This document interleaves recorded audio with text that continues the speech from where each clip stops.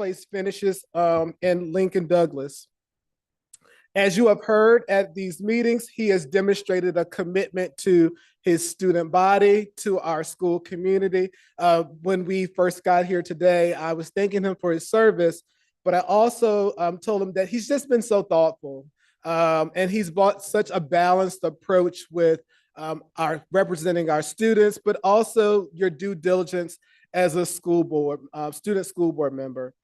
So with that, we celebrate you. We thank you for your service, and we do wish you well for the remainder of the school year. If you all would join me in giving him a round of applause.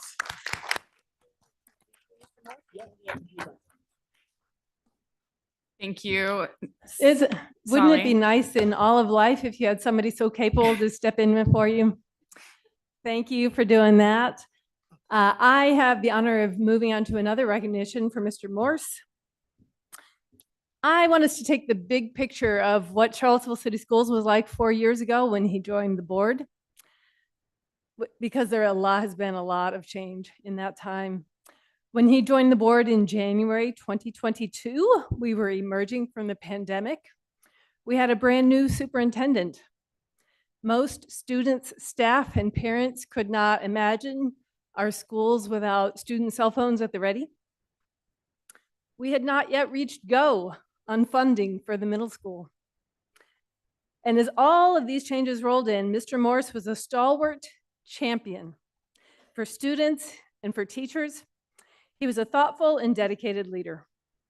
Other changes he oversaw as a school board member include a new strategic plan, our assumption of the ownership of K-Tech, and an expansion of career in technical education, just more generally too.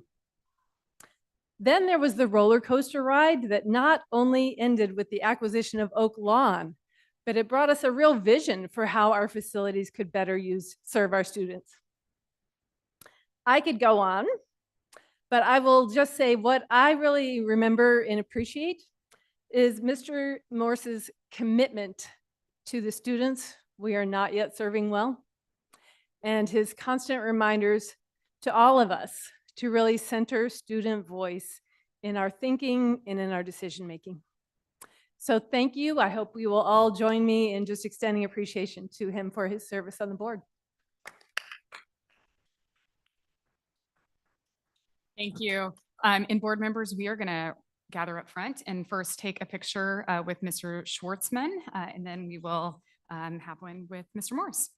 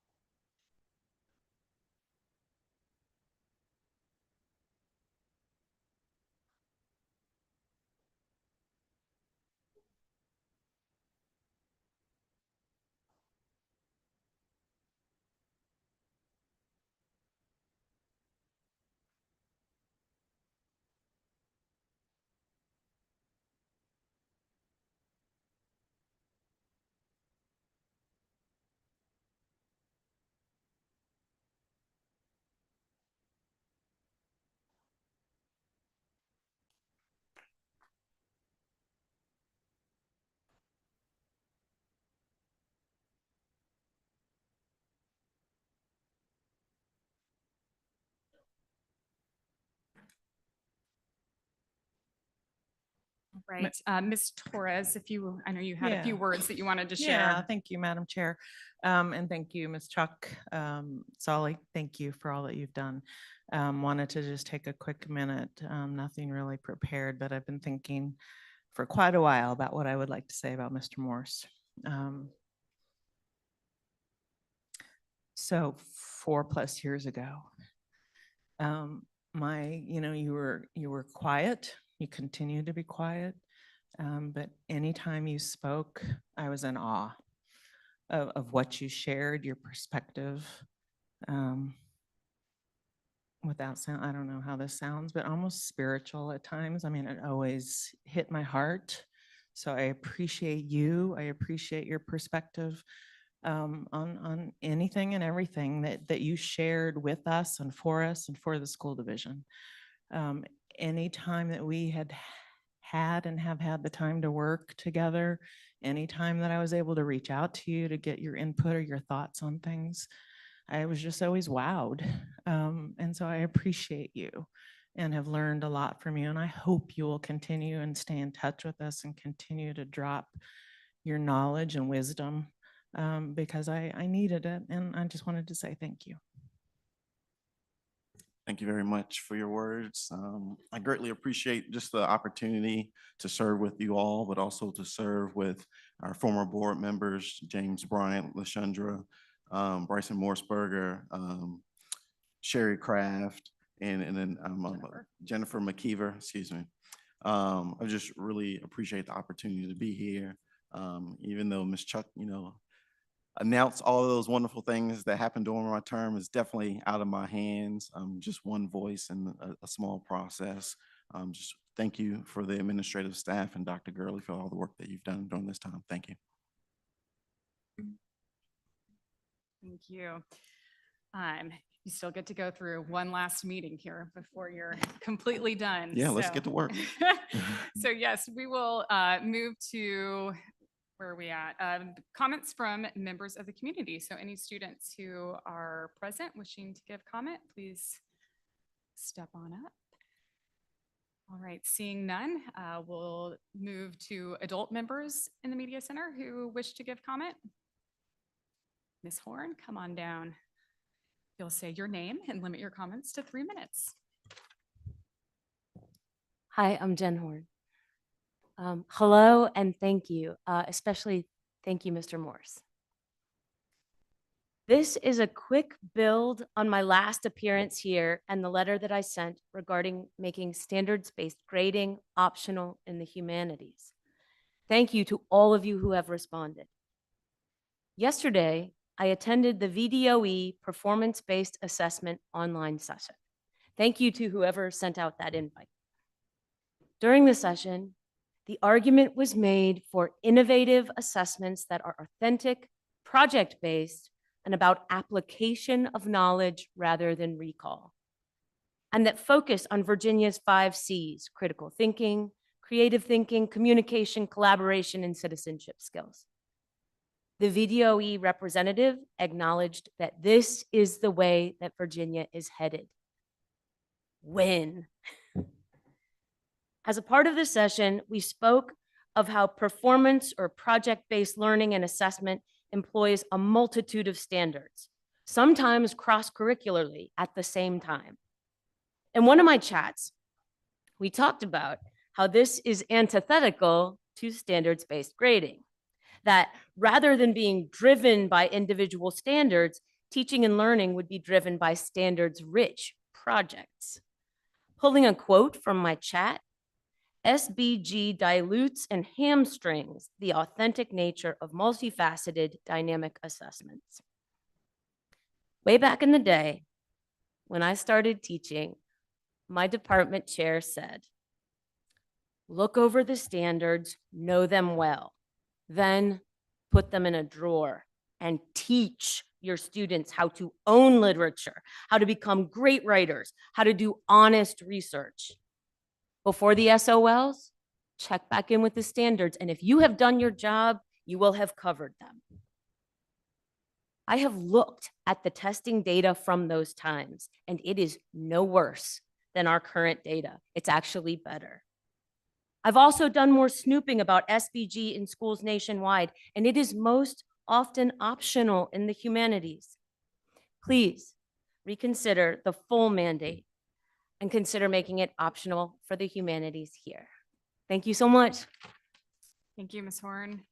Any other members in the media center wishing to give comment?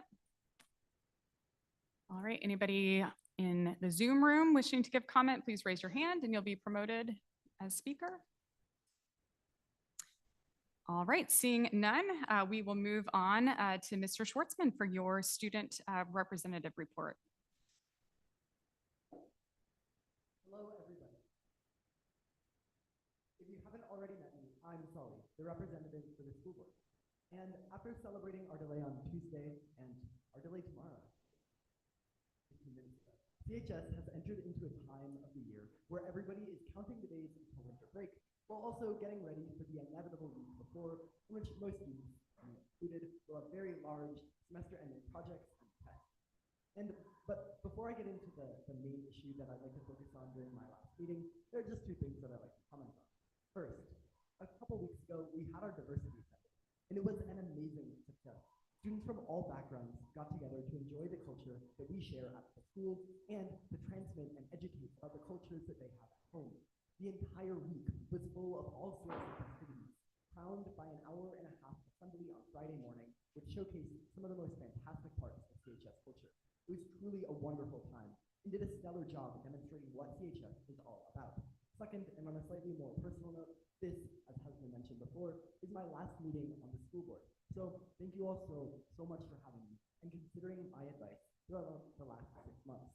And relatedly, I'd also like to give a huge special thank you to Mr. Forrest, who will be leaving the board with me. Thank you so much for your service to this community. It truly does make a difference. Now, throughout every single meeting that I've been to, I've commented on one topic, school resource officers. And because this is my last meeting, I feel like it's appropriate to summarize what I found regarding the students' feelings and give 2 pieces of advice going forward. One of the first things that I ever reported about the student body's view on SRO was a tone of cautious optimism. And that is still true now. The current system isn't and hasn't been working nearly as well as students and teachers alike would have preferred, which leaves them desperate for some form of change, which could hopefully improve that system. Throughout the last 8 months, this board has decided that SROs will be that change, and student reactions have been mixed. On one hand, students want to believe that all of the issues at CHS can be resolved through a change like SROs. That's where the optimism happens. But on the other hand, many students are extremely concerned about different aspects of SROs, especially the fact that they be bringing guns into the school. People are confused why it's non-negotiable that weapons capable of killing them in an instant need to be brought in due to a policy that's supposed to make them safer. And although this anxiety is greatly reduced due to the different safety measures that this board has done an amazing job implementing and are going to be enforced by the 2 documents that we will talk about later, this anxiety will never completely go away. So that being said, I have 2 main suggestions to the board going forward. First, don't stop educating people about this program. If SROs are going to become a permanent part of the system, the education around them must also be. All of the limitations placed on SROs are comforting to people for people to hear, and the reasons why SROs are needed are real. So moving forward, that information needs to be clearly distributed to the students regularly. The board has done a pretty good job so far of distributing information to students, but the flow of information should never stop. Not next year, not the year after, and not 10 years from now. And my second piece of advice is don't be afraid to change or even get rid of the program if it's clear that it's not working. Up until next August, everything will have only been speculation. So after the first few months of the program, the board should reflect very clearly on if SROs are doing what they need to without disrupting regular student life at CHS. Student opinion on SROs will develop quickly once they're added, and it's crucial that the board adapt just as quickly to the early feedback. I have full confidence in this amazing group of people to handle this well moving forward. We just need to remember to keep the student body at the heart of all decisions made. And once again, thank you all for an amazing semester. This has truly been an extremely educational experience. Thank you. Thank you, Mr. Schwartzman, as always, for your comments. Next up, we need to adopt our consent agenda. Is there a motion to do so? So moved. Is there a second? I'll second. Any discussion? Go ahead. Yeah, Chair, in the consent agenda, there is a policy change related to home instruction.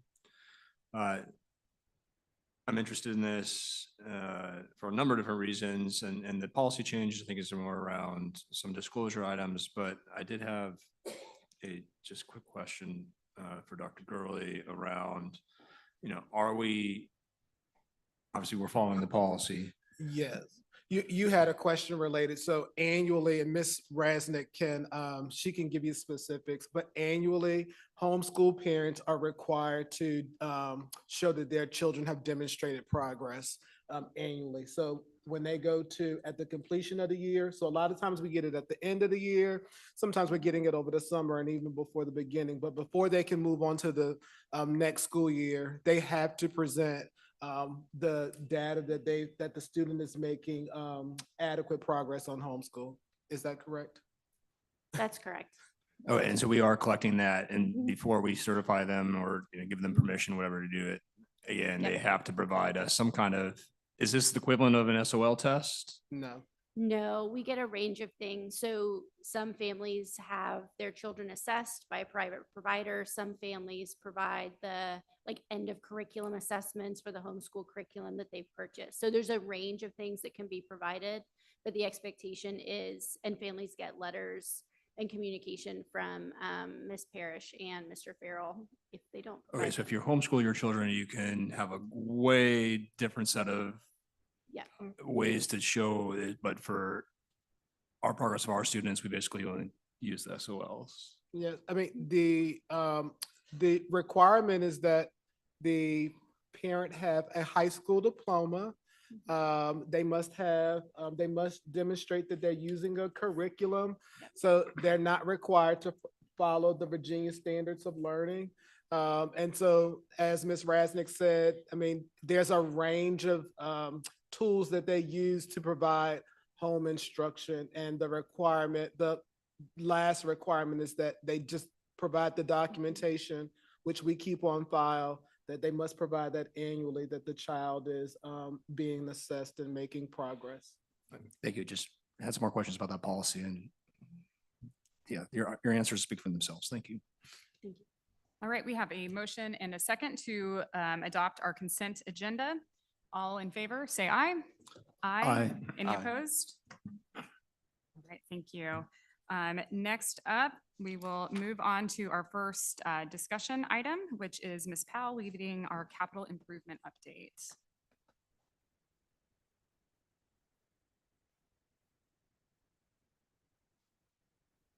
Good evening, Madam Chair, members of the board, and Dr. Gurley. Pleased to have with us this evening our colleagues from City Facilities Development, which is now City Capital Development, and also Public Works, Mr. Michael Goddard, who's Deputy Director for Public Works, and Stuart Harding. Most of this presentation will be coming from him, but I'll be available for questions. Good evening, school board, Dr. Gurley. Feels like a week ago I was here doing this, but it was a year ago. So this is time starting to fly. First, before I get into it, I'd like to formally introduce Stuart Harding. He's a senior project manager with Capital Development. He has taken over all of the projects that I was managing, including the middle school, and he's also now taken over the school's portfolio. So you'll probably be seeing a lot more of him and maybe a little less of me going forward. But just wanted to make sure that I introduced him, and he's the one who actually knows things. So if you have serious questions, I'll look to him. All right, give you an update on where we're at with the CIP. We'll go through a quick rundown of projects that we are working on now and have completed, and then give you a little bit of a look ahead to what we're planning. Go ahead through this, that's too dense. All right, there we go. All right, we'll start off with the middle school. We've been talking about this one for a very long time. Let's go ahead and click through the next slide for this one. And maybe one more. This is a big project we're working on right now. I think everybody's pretty aware of it, and it's going along very nicely.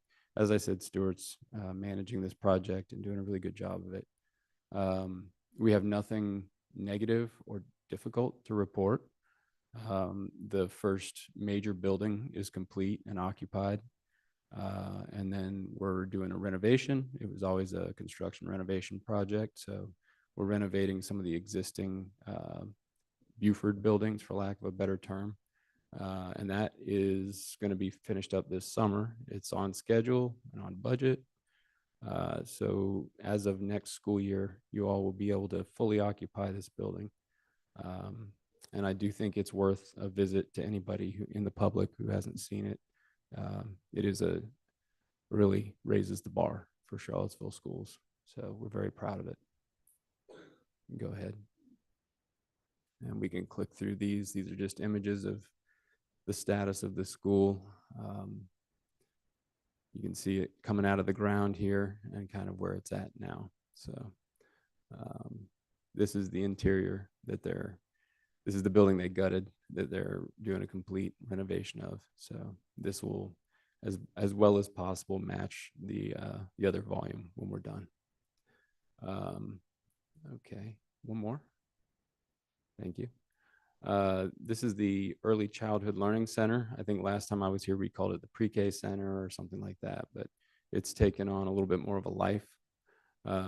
This project was planned on the Walker campus and still maybe is, but we're in a little bit of an interesting moment with this one. So the plan was to take on all of the pre-K students into one central location. And the idea was that we would put it on the Walker campus.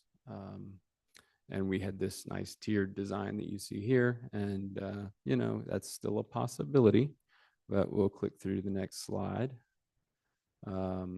So an interesting development for anybody who hasn't been following along. We're currently working with the university on the turnover of the Oak Lawn property, which for anybody who doesn't know is the sort of wooded property on the corner of the middle school slash pool slash Boys and Girls Club property.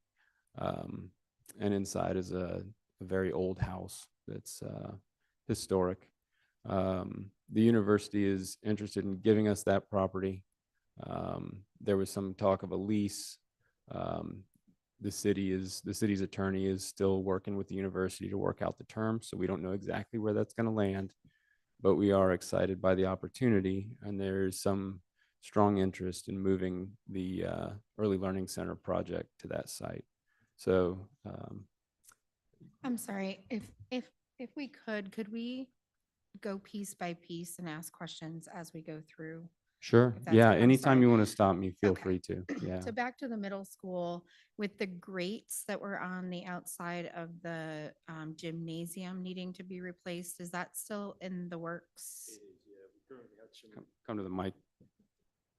The subcontractor said they will replace those. You're talking about the vision panels. Mhm. Yeah, we've got some mock-up panels coming for 3 replacements. So we want to see to make sure that we get it right this time. So it's still in the works. We're going to put up 3 panels to make sure that they meet our expectations, and then they're honored to replace the rest of it once we've Okay, thank gone you. through the mock-up. Yeah, thank you. Continuing on, sorry, the middle school real quick. You mentioned it being delivered on time. Is it going to be delivered on budget? Yes. Thank you very much. Congratulations. Big capital project. Not I easy mean, to do that. We're not there quite yet, but Oh. yeah, I think we're going to land it. All right. We're looking good. Something real quick on that was, I think the original vision was it was going to be a net zero school, and there was going to be for having solar panels on the roof. What are the plans for when that's going to happen? Do you know? I do not know exactly. You got in early with that question. I was expecting it a little later. So, well, we're on the top. But it's good. It's a good question because we have good updates. So as we've discussed, I think many times at this point, the plan for both the middle school and this building, the high school, is to put a pretty significant solar package on the roof. We've been working on a PPA. I'm happy to report that we have an engineering package back from both schools, and we're not surprised that the middle school is structurally adequate, but the Charlottesville High School, we weren't so sure, but both schools are structurally adequate for a large array. And I should say that everything I'm telling you, this program is up until construction being managed by our sustainability office. So they know a little bit more about it than I do, but we do have a proposal that we're working through. We actually have somebody on board that is planning to deliver that. So we are making significant real progress on getting that put together. I don't know the timeline yet, though.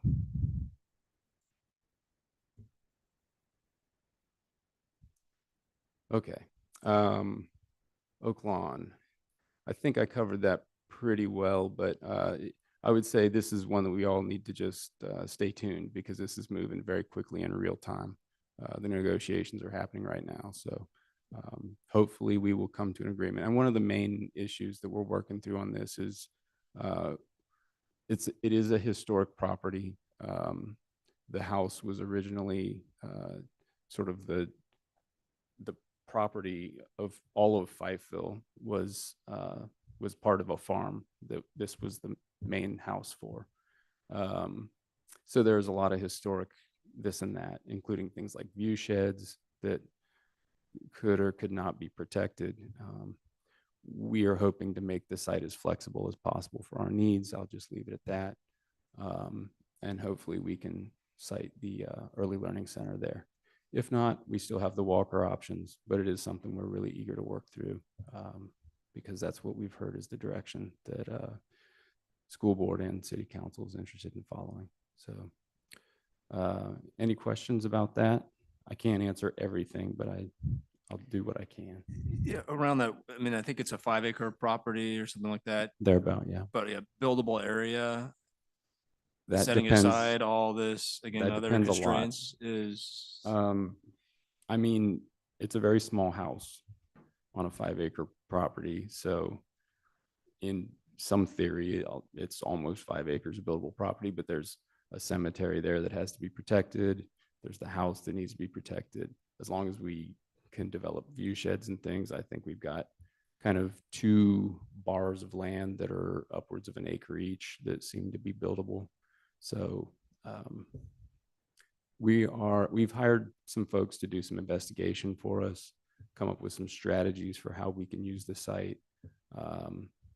So we'll have a little bit more information shortly on that after they do their work and after the attorney works through the agreement, and it's actually our property to deal with. and sorry, when you say view shed, would that impact our ability to go up? No, that's across the property. Okay. So there's been conversations about a couple different view sheds. One is from the house to the cemetery, and one is from the house down through this historic garden terracing that's on the site. I can say that if you went there without any sort of map or guide, you would not ever identify that garden terracing. And I think that view shed is roughly pointed towards the Prospect Market. So I don't know that that's really a view shed that exists in any significant way today. I'm trying to be careful when I say here, but we're working to make the site as flexible as we can, I think is what I can say on that. Okay. Any other questions about that one? Thank you for that. And I personally, I don't know that I, as a single board member, have had a lot of say in what or how I would weigh in on this property. Okay. So I am appreciative of the fact that we have this for some potential use, but I really, I sat in on one of the Fifeville meetings before this even came to fruition and listened to a lot of things that would have been concerning for me. So I personally would love to ask, and I think they turned over some of the inspections and those types of things that were done to the city and to you all. I mean, I would love an opportunity to really look at that and weigh in, because my gut, and I don't know a whole lot, but is like, there's a lot of things that we should honor and be careful of. And I'm not sure that it meets, I don't know, what I would like to see that space be. And I don't know how the rest of the board feels, but I just feel like I need to see more personally. So, and I don't know how or when that happens, but that's my perspective. And I think we can do that. I mean, I think what Mr. Goddard said earlier, I mean, right now there's a cemetery in the house there. And I think some of those other covenants are what we will work through with the Historical Society just to see like the flexibilities that can happen on the property. I think after, I mean, most certainly before any decisions get made about what's going where, you know, we would definitely and make sure that the school board is brought up to speed in terms of, having a chance to review the property. We can make, right now, there's nothing to make available to you because I know that they're still evaluating the space, but I think after that, we can definitely make those things available to you. But based on my walk, there's a house and a cemetery there. And those things definitely must be preserved. And then some of the other things I think are just very dated things that just go back to a very not so good time in history. I mean, I appreciate all of that and I agree, but I guess then I'm looking at what the plan is and the time frame and how much time delay there is to get to whatever it is we want it to be, as opposed to our more pressing needs and things that we have prioritized and we have been talking about already. So that's how I just kind of want to be Right. packaged. I agree, and I think a member of the board said this before, and I know I had this conversation with Sam, and I believe he probably had it with Mike. What's happening now is not changing the date, even if it remains at Walker. We are still 3 years out. Is that correct? We're still at this very moment. We're 3 years out from when that preschool center would be open on that property. I believe so, yes. With the money being there. So this is not impacting that timeline yet. And based on the feedback that you all have provided, we don't, our goal is not to allow evaluating this property to continue to slow down that timeline. I would add that if you're interested in the history of the property, UVA has online an exhaustive historic survey of the site, which is 150 pages long and is quite interesting if you haven't seen it. If you're interested in the history of the site from whatever perspective, it's very interesting and well done, I would say. I will link it and send to you. I think I'll echo Ms. Torres' sentiments. I live in that neighborhood. I've spent considerable time with my neighborhood association looking at the documents you've referenced this evening from Mitchell Matthews and the work that they've done. I have concerns about the property as well, what is currently there and what we might be able to do. And I don't know as a board that we've really had a robust conversation about that. We've heard iterations of what we hope could happen between Walker and between Oak Lawn, but I don't know as a board that we've had a robust conversation that I think speaks to Ms. Torres' point, just that we're all on the same page in the same place and understand what both properties' potential could be and what that looks like in both spaces. And the ink isn't dry yet. We've been here-ish before where we thought some ink was dry and it appeared not to be. And so I'm just really hopeful that we see this to the finish line. And I think Sam and colleagues at the city are doing that work. So hopefully we'll see this wrapped up at the end of the year. And then we can have a more robust conversation about where things go. I understand the timeline for opening is 3 years, but groundbreaking needs to happen to get us to 3 years. So we need to decide where we're breaking ground. I think sooner rather than later. Yeah, it is important to remember that any time we spend it's all impactful. So, but we're happy to provide what information we can gather and facilitate that conversation. Okay. Talk about the Walker temporary pre-K outdoor play space. So this is as part of our temporary condition. One of the things that became clear as we were moving into Walker was with the pre-K in the temporary condition is that there was no place for them to play that was reasonable. Any play area would require very little children to make a long trek and it would take up too much time. So we put together this project to make some swing space and temporary area for them to play. Actually, I don't think of it as temporary. I think it is a permanent play space. But it is coming up quickly, and that's the main change to this school. Unfortunately, we don't have the time or the ability to make building-wide changes for the temporary condition. We really need to make it work as best we can. So of course, that does emphasize the need to be timely about the delivery of our early learning center project. But we're working on this project now. It's in design. We're working with VMDO architects, and we're expecting this playground to be about a $650,000 project. Go to the next one. Trailblazer priority improvement. This is the last of our elementary level priority improvements before we either start another round or whatever we decide to do. This project is mostly centered around building out some small group instruction spaces. You've got a really flashy looking rendering there that makes it look like it's going to be a space shuttle, but it won't be. It'll be some nice small classrooms and instructional spaces kind of in the core of the school to give them a little more flexibility.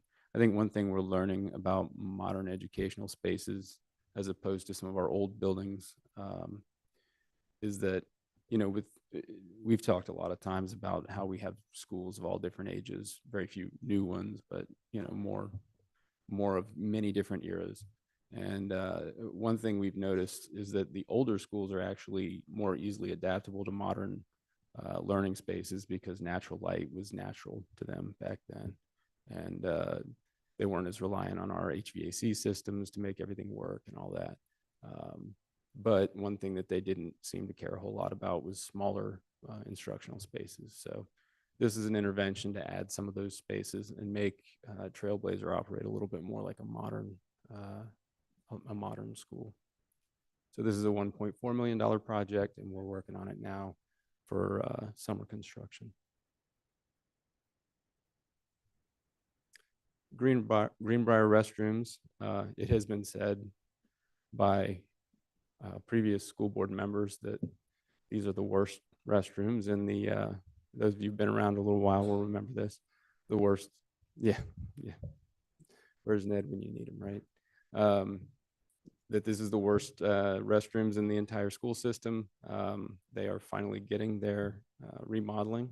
We can go ahead to the next slide. We don't need to look at this much longer. So in keeping with the style of restrooms that we're tending towards, we're doing more of an open restroom, single occupancy stalls. We're finding that this model is working a lot better than the old boys room, girls room. Reports that we're hearing are that it's taken away some of the opportunity for behaviors that we don't appreciate and bullying and all those things that aren't good. So we're pretty happy with the approach, and we're continuing to roll it out at the elementary level. This project is intended to be a $700,000 project, and we're working with Wiley Wilson Architects, who are the same folks who designed the CHS bathrooms for phase 1. So again, this is summer construction. Yeah.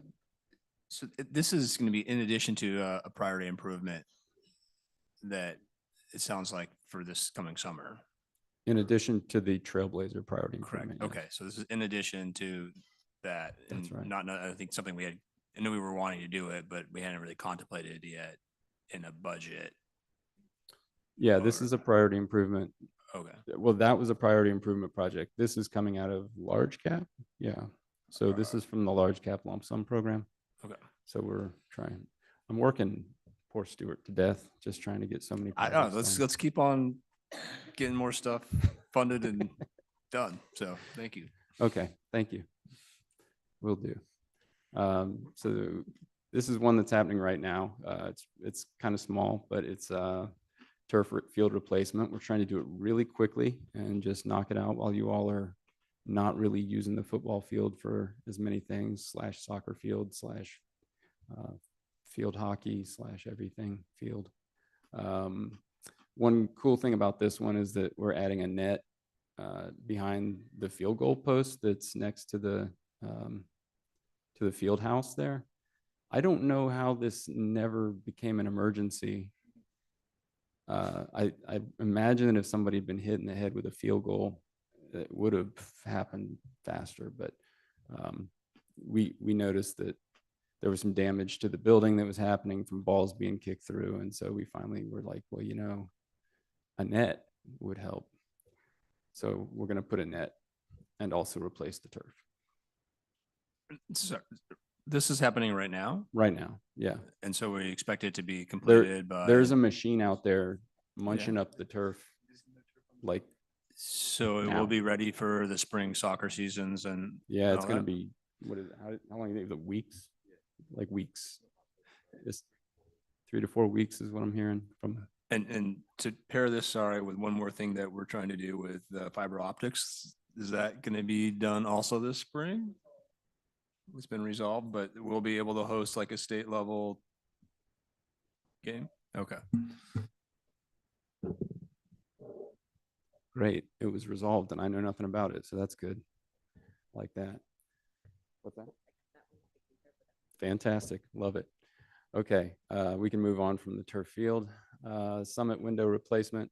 So it came to us. I think I mentioned this project last year. This is a rolling, slow kind of piecemeal project, but all of the windows in Summit are in need of replacement because they're failing prematurely just after their warranty period ended, surprisingly. So Stuart has been going through and replacing those in batches. Phase 1 is complete. This is a picture of those, yes? Yeah, that's phase 1. And then we're going to be, you'll see on one of the later slides, we're rolling into phase 2.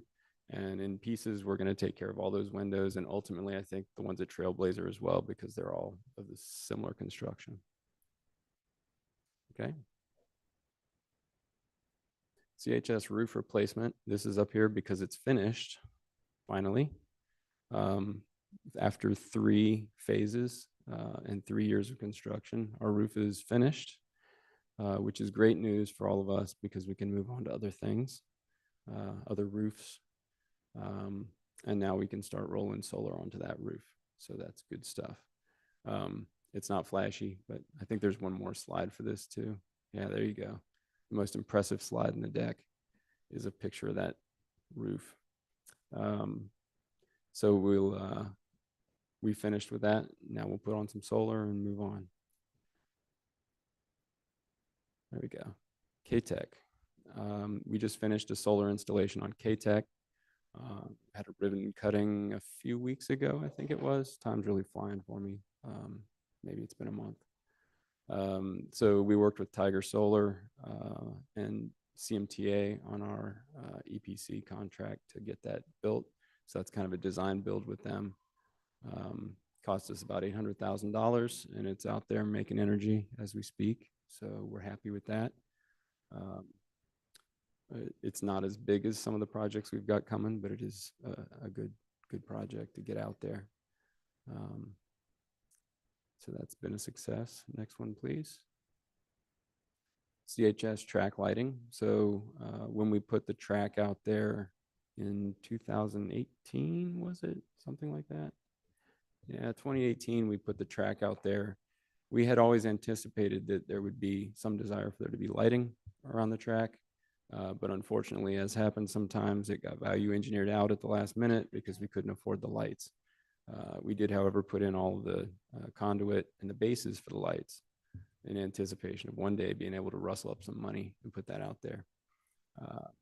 So with a little help from our friends at the, I hope I don't get this wrong, Black Knights Athletic Club, yes, who donated some funding for this and some funds from the city as well. We were able to get those lights put out there, and now you got a nighttime track.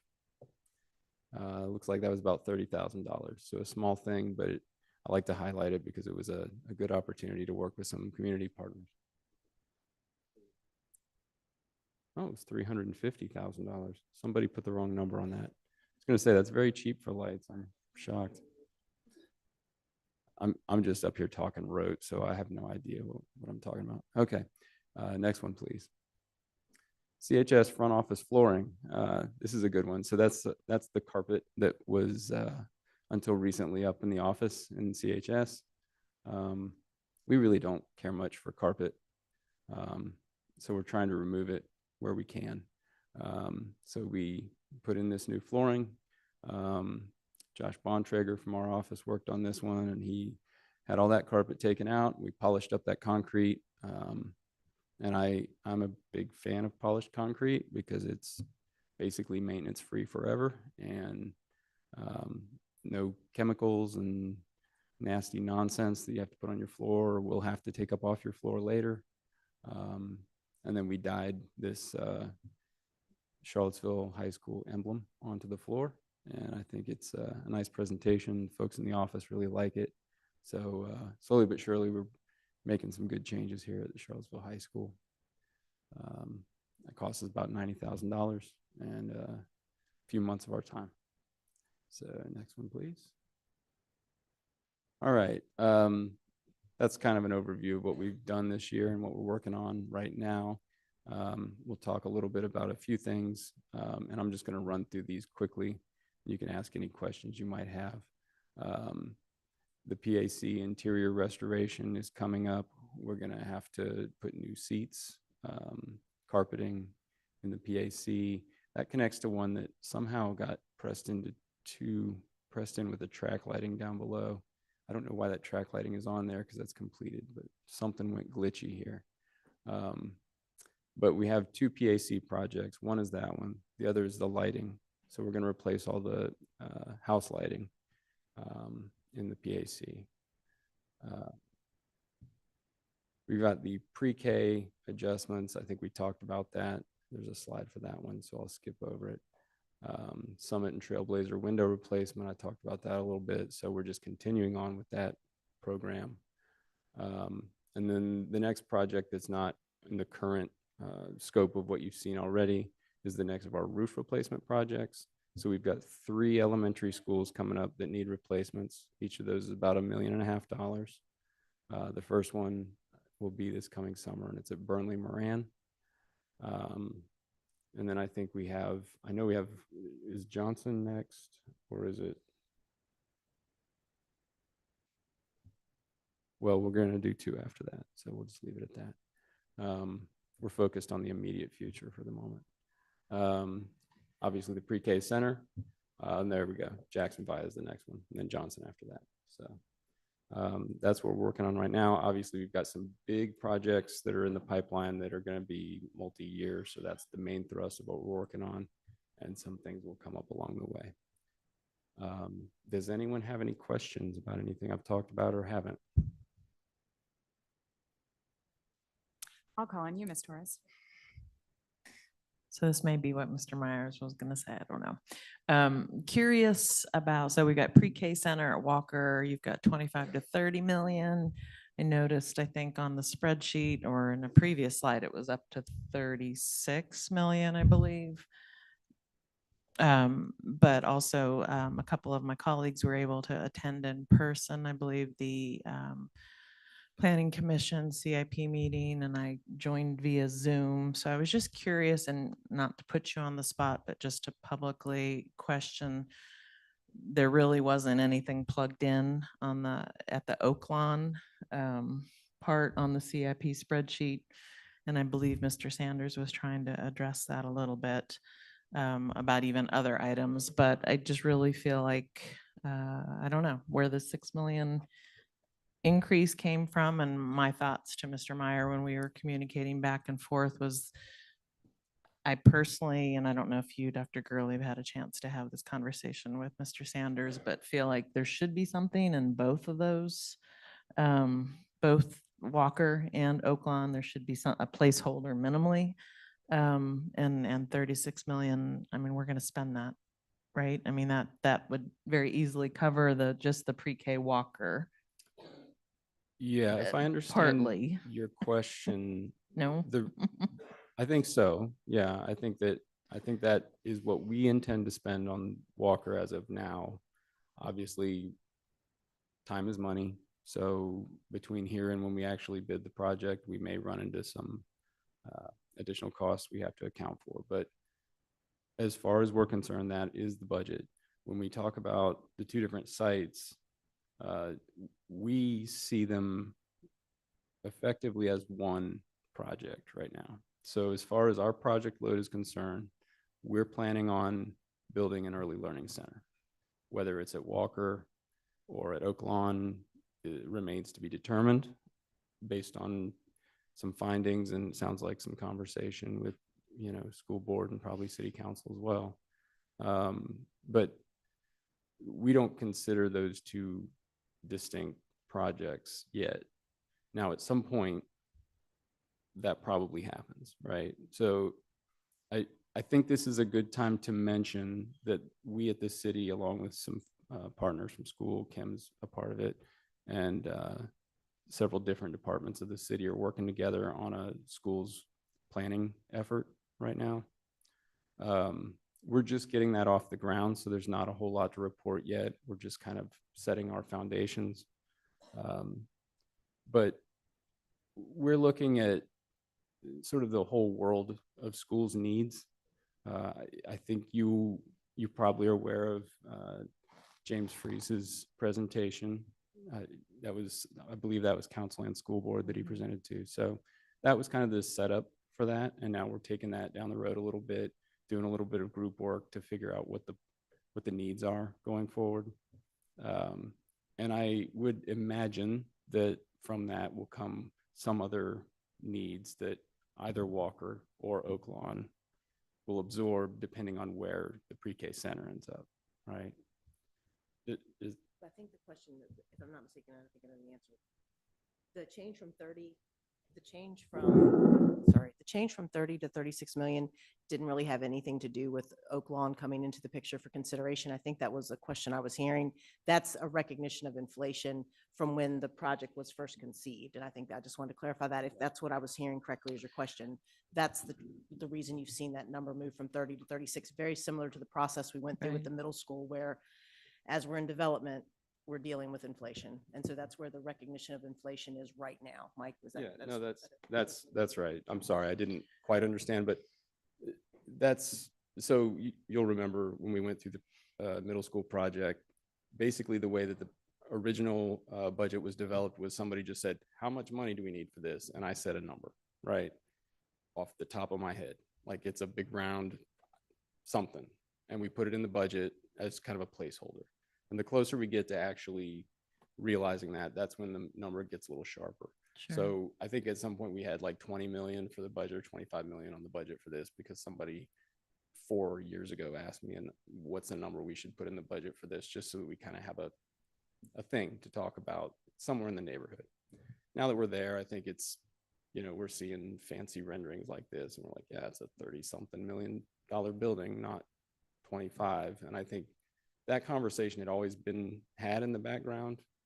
So it wasn't like we developed the budget originally with that as the hard number. Right. Does that answer the question? Yeah, no, and I appreciate that. And thank you for reminding and getting us all up to speed on that. And I guess some of the other concerns that I think came up during that meeting, and we've chatted a little bit amongst Dr. Gurley and the board, was just a concern of some of the planning commissioners not really being up to speed on what the needs of the schools are and having a representative. And I know we're working on that, to have somebody that can speak more directly to what is going on in the schools and what those needs are. So a voice as far as that. But I was then concerned that they're looking at this spreadsheet that has a placeholder for the pre-K center, but nothing for Oak Lawn. And they were aware of it as well. And I believe they had questions about it. And I can let my colleagues who were there speak to that if they feel that they need to, but I just have concerns because it's a zero at that. But I know we've still are trying to figure a lot of things out. Yeah, I think obviously you all are decision makers. I'm just delivering projects, but my view on it is more just that those are yet to be filled in. I think we do need to do a lot of work to sort of establish what for lack of a better word, the master plan, right? So I don't want to say that because everybody thinks you're going to hire consultants and all that stuff, and maybe we will and maybe we won't, but I think really what we want to establish is what's the general idea of what the schools need to be successful in terms of our building stock. And, step one, we know is the early learning center, right? After that, we're going to find some other things. I don't want to talk about them yet because they're all still in their nascent form and whatever.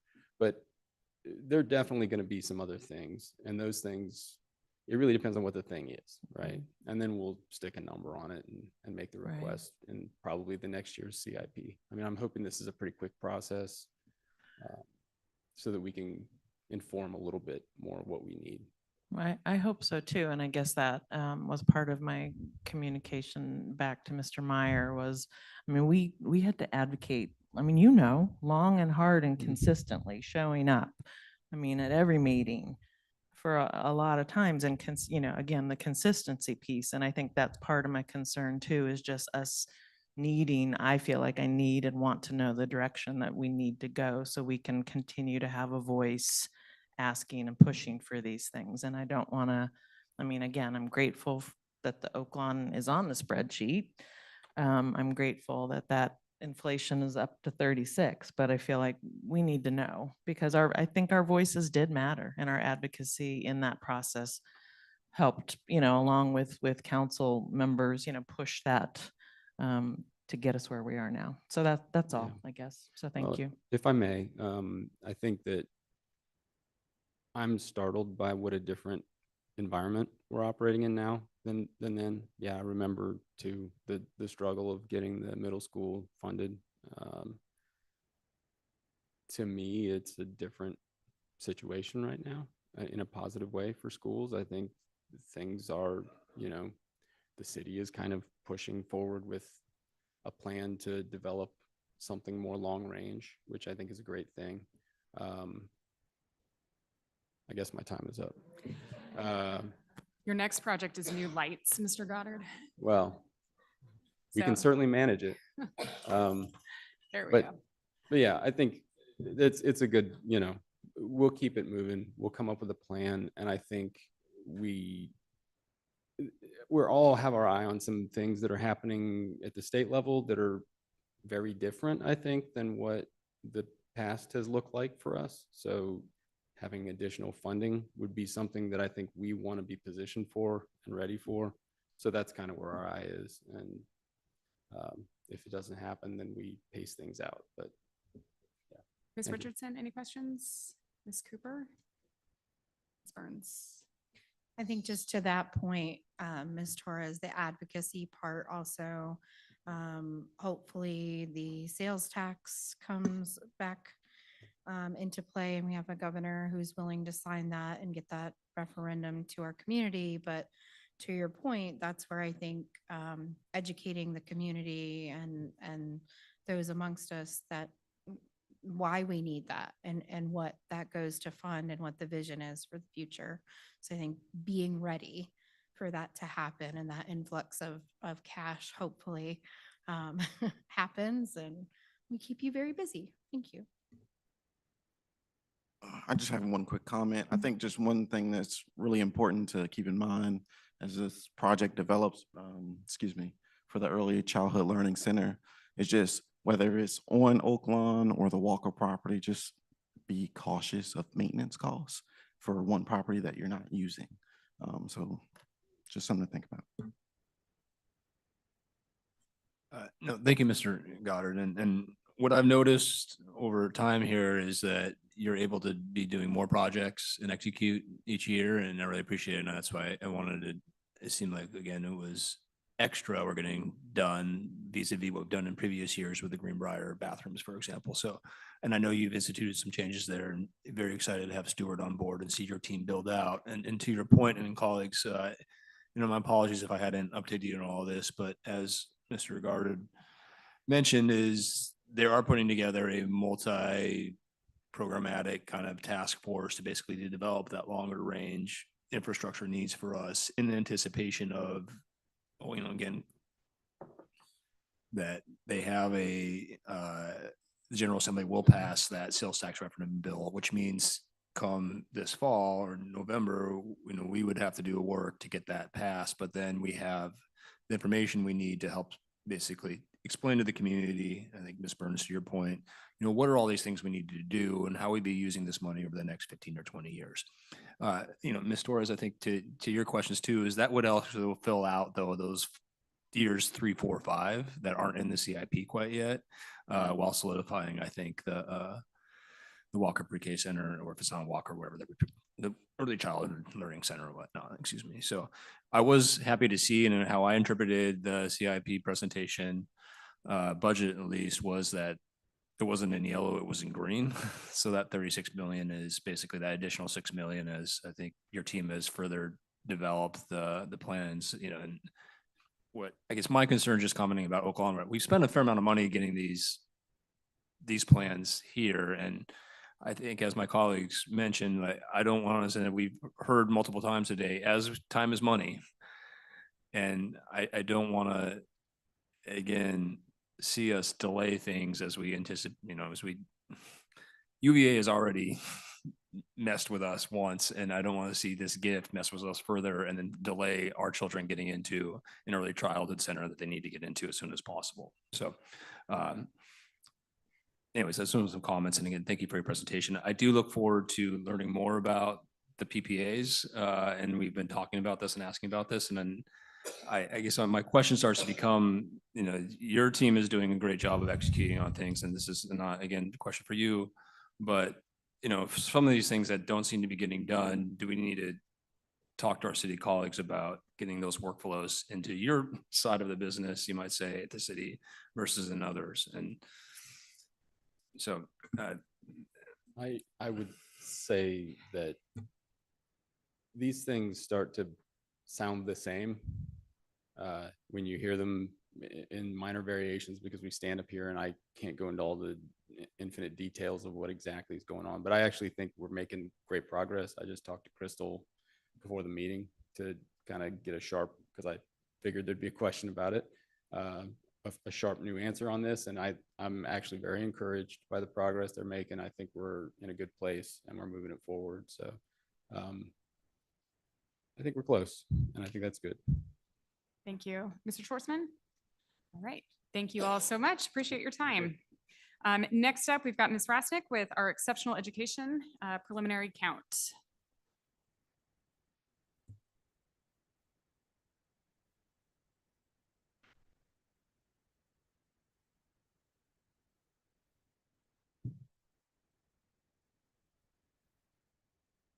Good evening, Madam Chair, Dr. Gurley, members of the board. This evening, I bring you our preliminary December 1 child count. What I can promise is that it's already changed. We hold IEP meetings and eligibility meetings every day, but this information is an unduplicated count of students with disabilities in the city of Charlottesville, and it's provided to the Virginia Department of Education to determine our funding, our federal funding that flows through the state, as well as a number of indicator data points that are part of our special education performance report. Our special education performance report is always lagging data. So for example, our most recent report includes some data from 22-23. So in each instance where I can, I duplicate that data for our current functioning level. So I include what was in our report and then where we are now. Yeah. So first, we are seeing very little change in our overall identification from 23, 24, and 25. This part of our child count is broken into students who receive special education services for greater than half of their day, and students who receive special education services for less than half of their day. And we would want and anticipate the numbers to be proportionate like this. The majority of students are not served for greater than 50% of their instructional day. I included our preliminary child count by special education designation. So each of these decisions are made with an individual team, and we continue to see a significant increase in the identification of students with the primary designation of autism. And so as you'll hear from me later in the school year. That shapes how our annual plan is written, how we staff our classrooms, how we prepare for our students. This is our child count placement for students who are in our school age population. So that's kindergarten through grade 12. We want as many of our students as possible served in that public day school setting. That means they come to one of our schools. And this is something that we're really working towards. We have seen some students, an increase in the number of students at this point in the year who are placed in public or private residential settings. However, those placements aren't made by the city schools. They're made by our CSB. So this is the first instance where we're looking at our current special ed performance report data, so fiscal year 2023. And then I've included our current functioning level at this time. We're continuing to progress in our inclusive practices. What this data really tells us is that we're improving in our time spent in general education, and we're going to continue to work on our instructional effectiveness and our student and family engagement. One of these pieces of data that can be a little bit misleading is our indicator 5C. So that's the percent of students with disabilities who are served in public or private separate schools. We want to continually reduce that percent, and we have over the years. But we do that by increasing the services that we can provide in our schools. We're really looking forward to the opportunity of potentially having more space. We just had a large presentation about space, but that is something that is at our forefront on how to create classrooms and settings that support all students within our public day school setting and not have to access public separate or private separate schools to do that.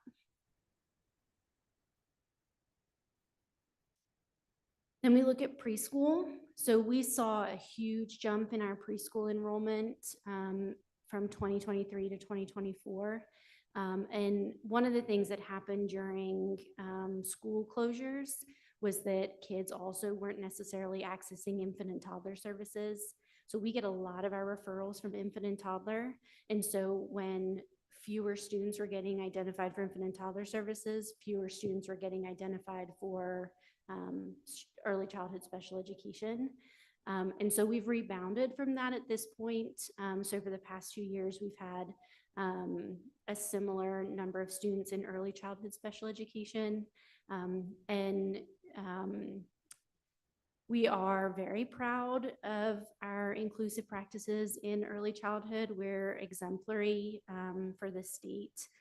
We have all of our students are able to spend time with their typically developing peers, and that shows in our indicator data.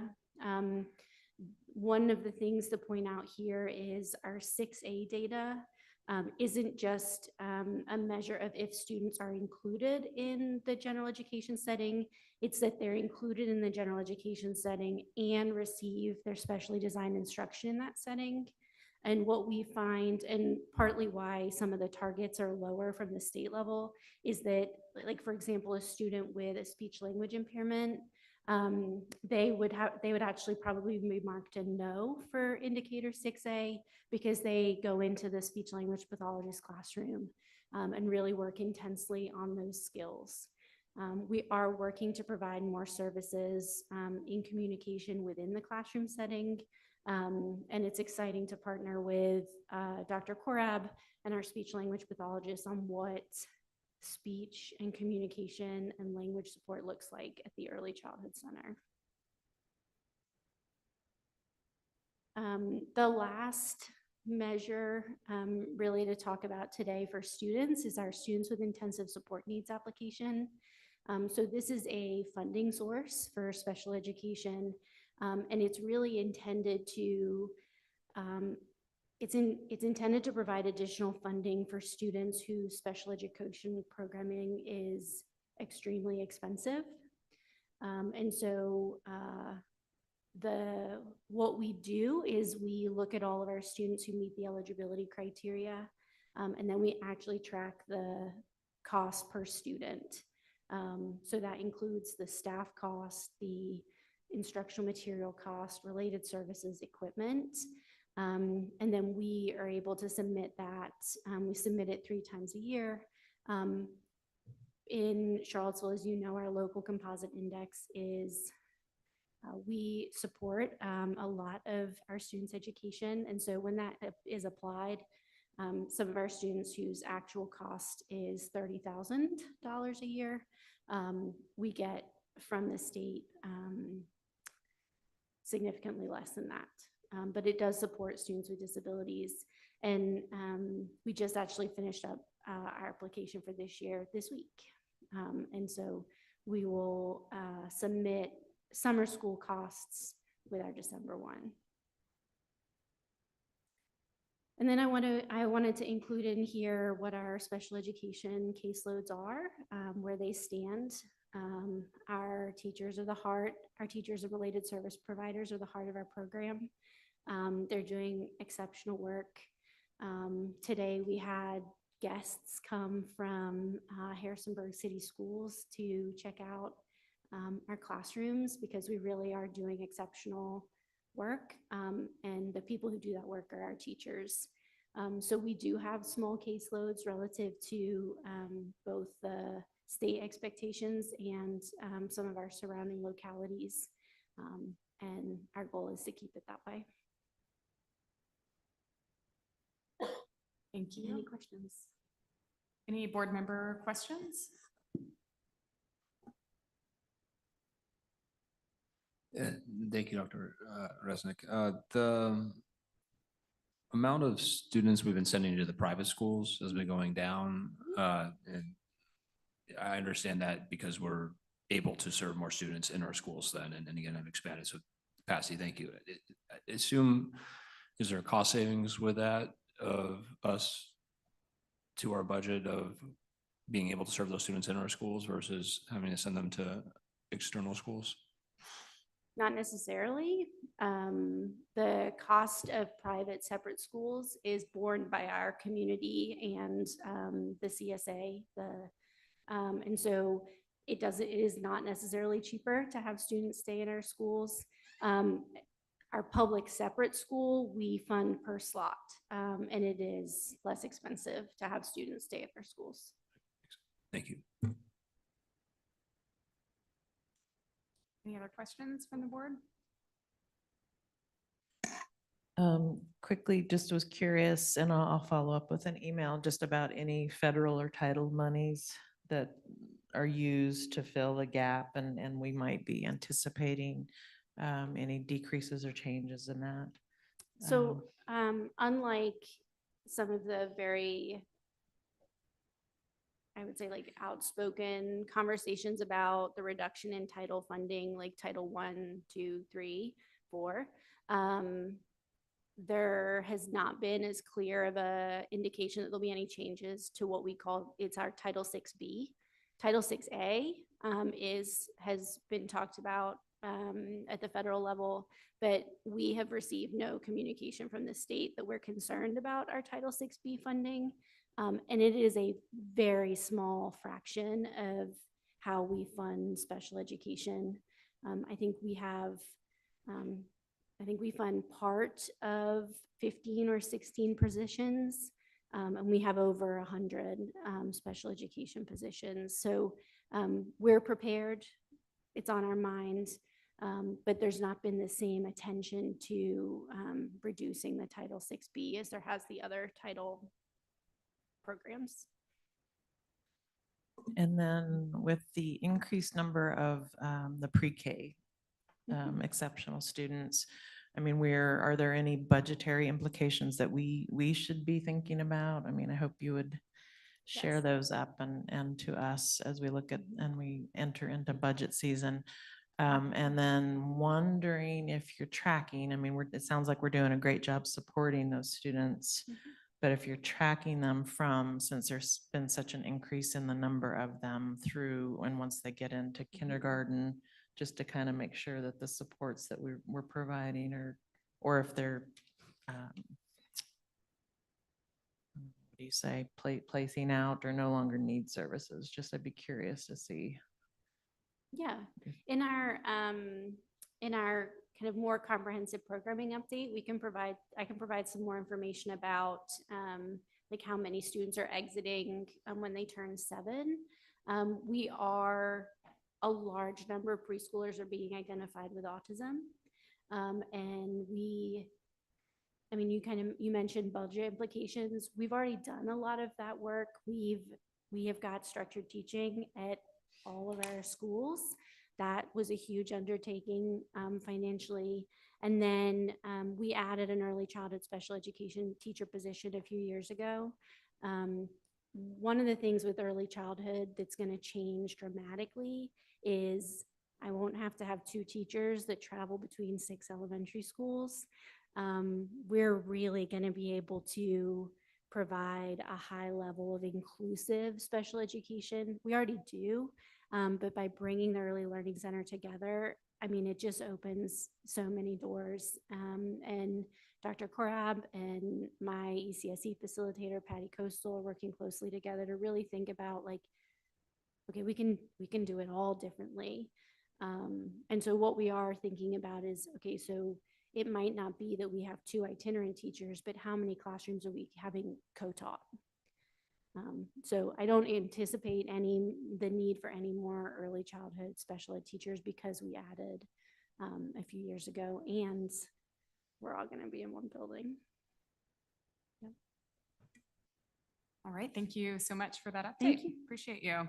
Next up, Dr. Isley with a whole slew of co-stars for our program of studies update.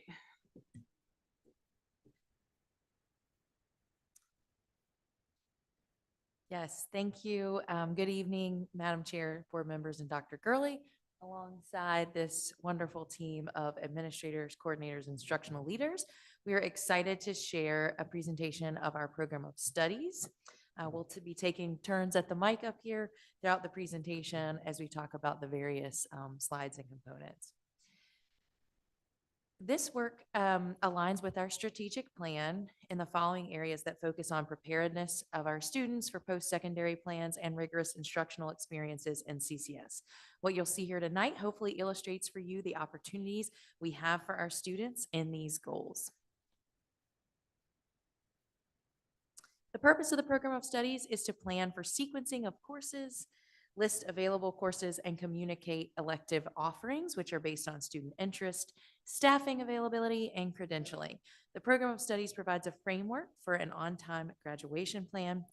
I'd like to note that this year, just with the reconfiguration alone, we've had to make lots of edits to the program of studies just because of that reconfiguration to reflect the changing landscape and our needs. There's also been updates to state requirements, course codes, clarification around courses and pathways. So the language was updated throughout that program of studies. But tonight, our presentation is going to highlight those significant changes and illustrate our learning pathways and options for students, which we're really excited. I've worked really hard to create some visuals to share with you. The updates we're going to share with you respond to new state expectations for clear, accessible pathways, and they're our attempt to make course options easier to understand. We're going to highlight for you some of the new pathways as well as updated components of existing pathways and visually organize and clarify these opportunities. We're hopeful this will be of help to our students and our families and counselors when making course selections and decisions. We do want you to know that we are exploring various interactive platforms now that would make the program of studies, course selection process, and post-secondary planning an even more dynamic interactive process for families and students, and we're excited about the possibilities of what we're seeing. As part of this work, we want to highlight that graduates must complete a sequential elective intro, and this is some of the new guidance we're working with. Intro courses do not count for this sequential except with CTE. You're going to see this all reflected later in the presentation. Courses also can't double count. For example, an advanced studies diploma requires 3 years of 1 or 2 years of 2 world languages. Thus, those cannot be used as a sequential elective. So this is all the more reason for us to lay out these pathways visually to help explain what they are, and what's available to students. The state utilizes the 3E framework as part of the accountability model, which we've shared with you before. The 3 E's are enrollment, employment, and enlistment. The framework is a moving target, but we are trying to be responsive in a way that ensures students are prepared for life after graduation, regardless of their path. This is something we're very excited about. Dr. Malone is here with me in case there are questions or more logistical pieces about this, and he can speak to it more if there's anything else we want to add. But the UCGS coursework is something we're thrilled to add to our program of studies this year. The UCGS is the Universal Certificate of General Studies. With it, students can earn 32 college credits. They can accomplish this by taking dual enrollment courses from CHS and online options from PVCC that fulfill requirements for courses we do not currently offer. This is a wonderful opportunity for our students, as students and families will save money on college tuition costs. These courses will be free, and students will be able to participate in the PVCC graduation ceremony even to receive their UCGS. This slide illustrates the next one, the courses that we already offer as DE options at CHS on the left side that fulfill some of the requirements of the UCGS. Additionally, since we don't currently offer the courses on the right, PVCC will offer them to our students virtually. Together, these courses make up the UCGS. Ultimately, we look forward to continuing to work with our staff on credentialing and support related to qualifications around teaching dual enrollment, so we can continue to offer more of those courses at CHS. Dr. Isley, can you speak to how this relates to students being able to transfer to a Virginia four-year institution? Sure. Yeah. I'm going to let Dr. Malone take that. Good evening. Yeah, so these courses, they're essentially PVCC courses. And so they, as any student that is going to apply and look toward any other Virginia state school, as long as they meet the minimum GPA requirement, all of these courses would transfer with them and work towards their graduation. And so it's I guess, how many courses are required to be guaranteed acceptance? It's 2 years of coursework. So I don't know the exact number of credit. It's a minimum GPA of 3.4. Mm-hmm. I guess what I'm getting at is like, if we can continue building this out so that students can graduate from high school with their associate's degree or this UCGS certificate and have a guaranteed admission to a state school, assuming they meet all the criteria, would be wonderful. That's the ambition. There's a tremendous amount of opportunity through the UCGS and the opportunity to, as we extend our credentialing options, to work towards more expansive options for the associate's degree with CHS as well. So that is the objective. If I can just chime in right there, so okay. I think this is great. One thing I just want to point out, it seemed that the associate programs that we've had previously are just underutilized. So like the framework sounds great. I just want to make sure that we actually do it. In terms of transferable credits, double check Virginia Tech. I did some research with a student a couple of years ago that was interested in doing an associate's degree here before he left. In Virginia Tech, even though they will accept the student, they will not accept the credits. Thank you. And I just want to speak to the underutilized. I think we all recognize that our dual enrollment programs were being underutilized. And and I think we've had at least 4 meetings. I know I've had at least 4 meetings with PVCC. And I think one of the reasons why the associate's degree, the dual enrollment towards the associate's degree was being underutilized is because we didn't offer all the courses.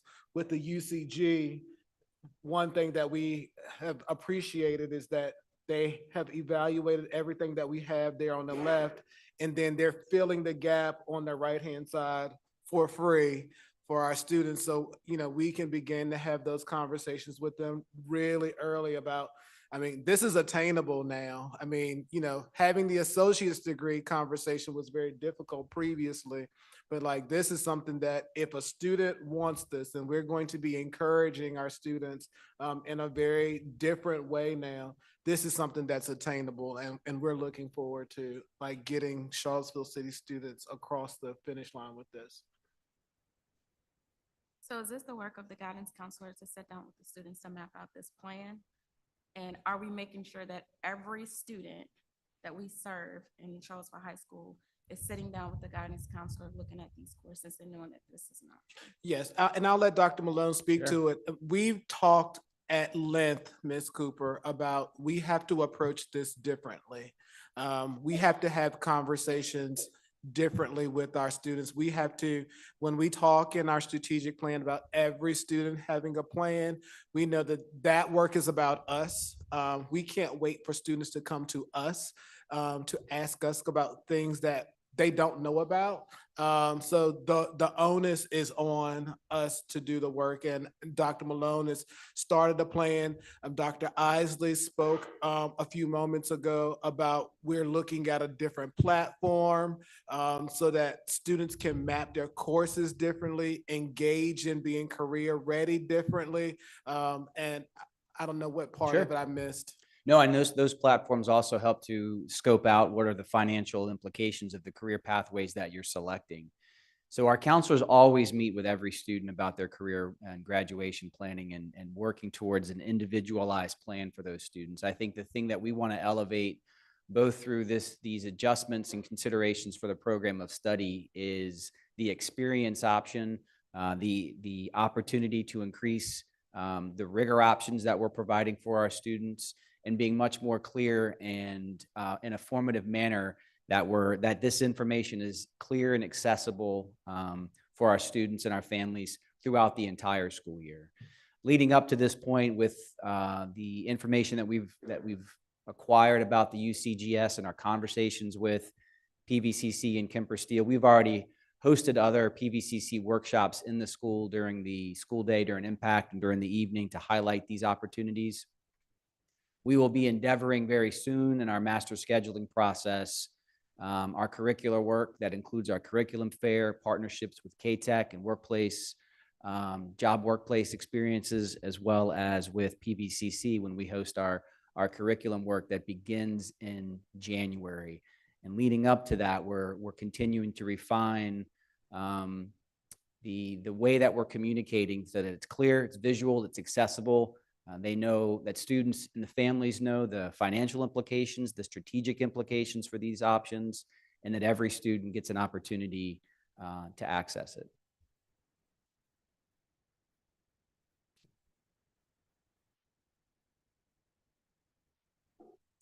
In addition to the UCGS courses, we're also recommending to add AP African American Studies as a course option for students, and that physics be updated to honors. Just as we've noted here on this slide, for any additions that you'll see in the rest of the presentation, you'll see whether any FTEs or additional staffing will be needed for those courses. In this case, for either of these, we do not need any additional staffing.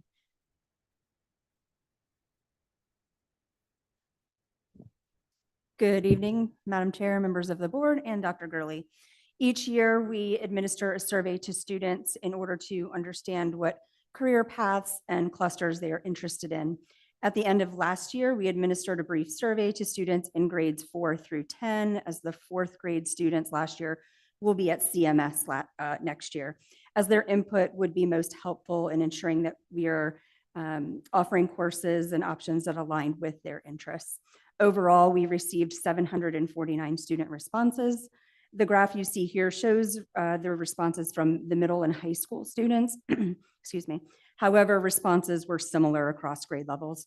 Our students continue to show strong interests in arts and music, business and marketing, healthcare, and STEM, to name a few.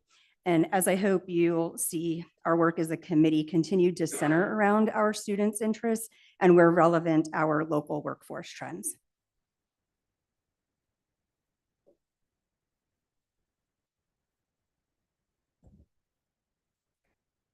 Good evening, Madam Chair, members of the school board, Dr. Gurley.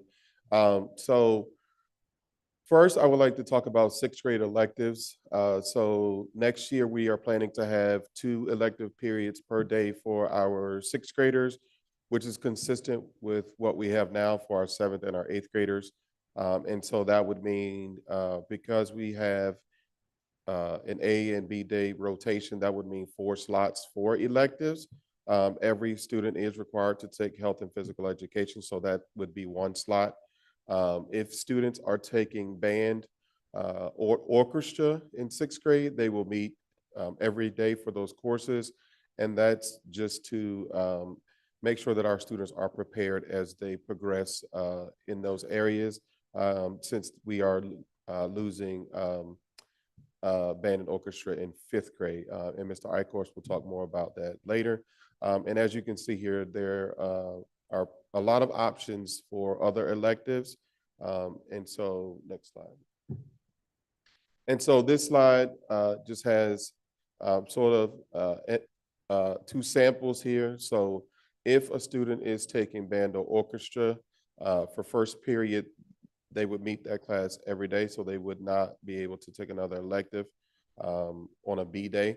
And then for their second elective period, they could take one of those courses like art or theater, or exploratory Spanish. And then on the other day, they would take PE. And then the other sample at the bottom, they could take PE, and then they would have another slot there. But then, so they would take PE on first period A day, and then on B day, they could take art, and then they could also they could take art or agriculture, one of those courses. And then for the second period, they could also have 2 other electives, such as general music or exploratory Spanish. Any questions? I have a quick question. Yes. In the past, we've had early morning PE, which allows them then to have the additional electives. So right now, the plan is not to offer early morning PE for 6th grade.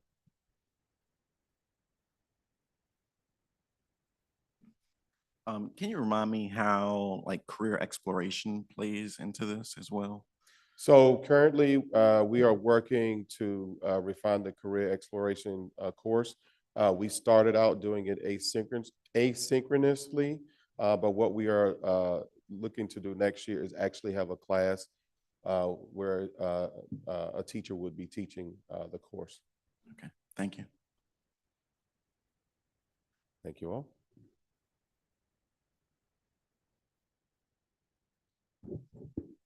Good evening once again, Madam Chair, members of the board, and Dr. Gurley. This evening, I will be presenting expanded pathways for a few of our career clusters: agriculture, technology and STEM, business and marketing, and health and medical sciences. Again, there are no sweeping changes, but we made efforts to try to provide visuals to demonstrate how courses fit together into coherent state-approved sequences. Nope, you're good.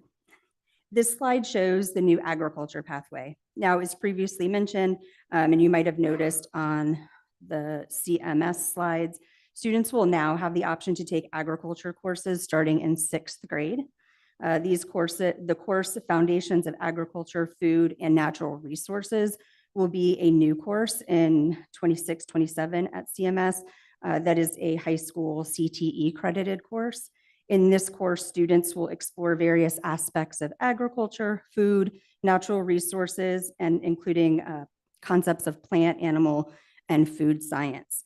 The new garden at CMS will continue to serve as a lab space for all of those courses, which will continue to allow students to have that engaging hands-on experience, which again, we think is exciting.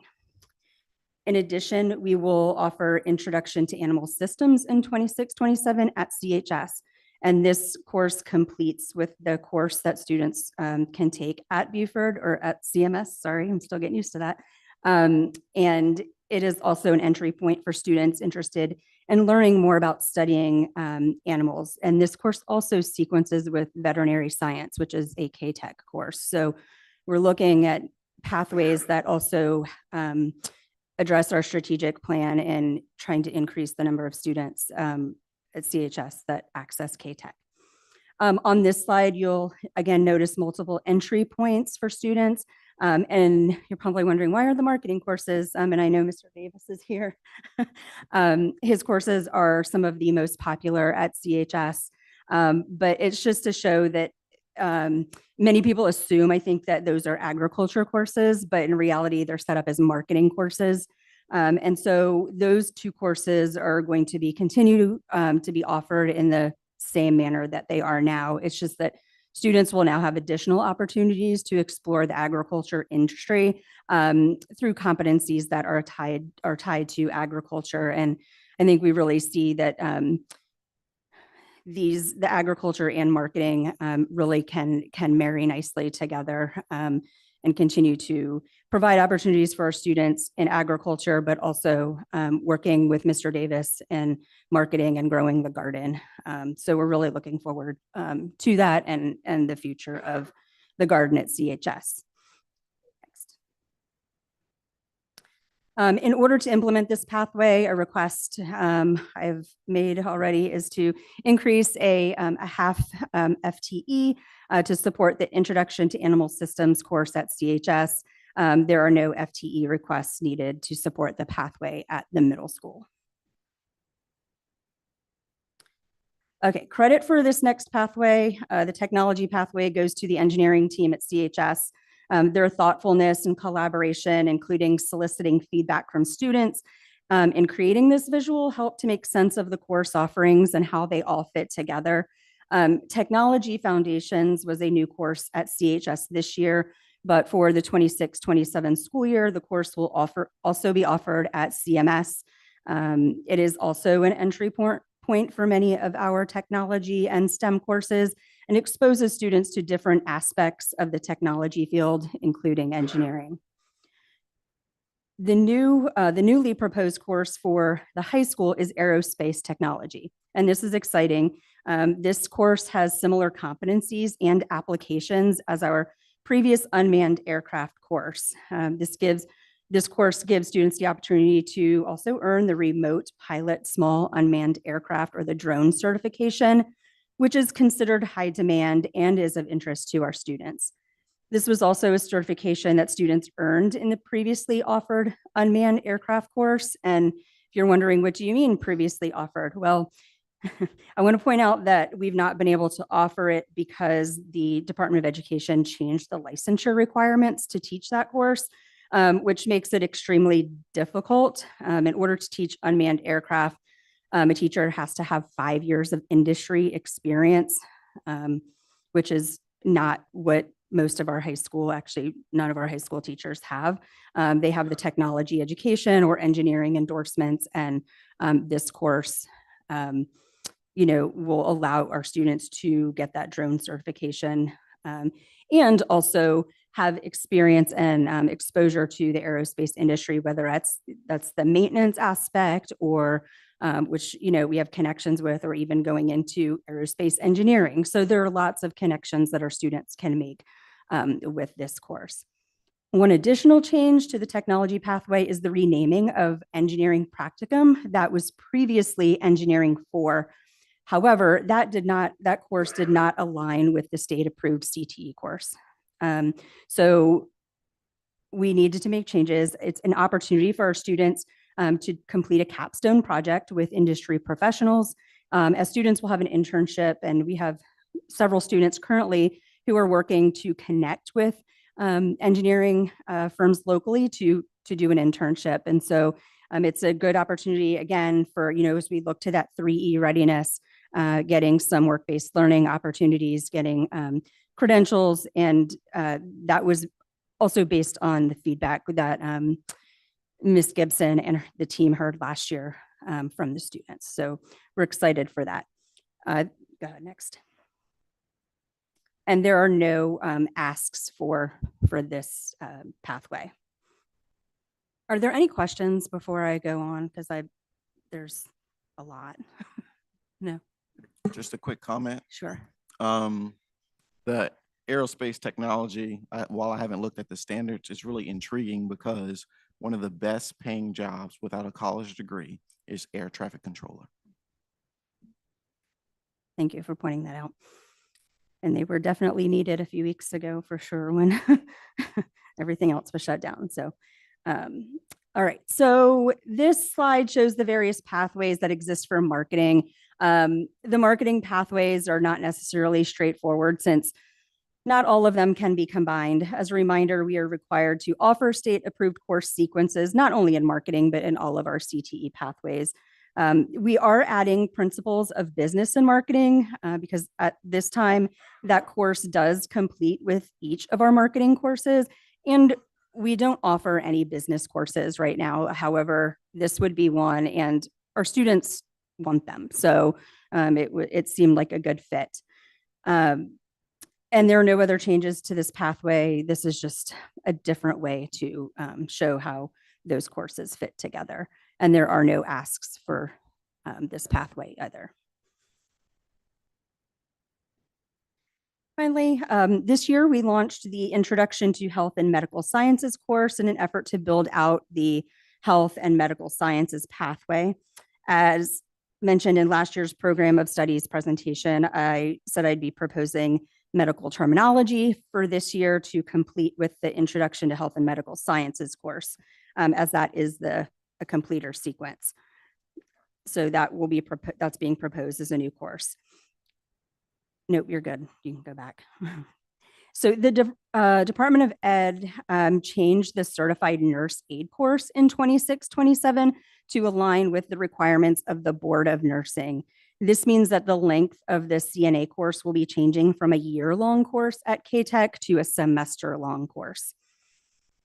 And so to offer not only a completer sequence for CNA, but also the opportunity for students to earn another more advanced credential, the CNA students will take the patient care technician course in the second semester. The PCT course and associated credential will make those students wishing to enter the nursing field more marketable and provide them with greater wage potential.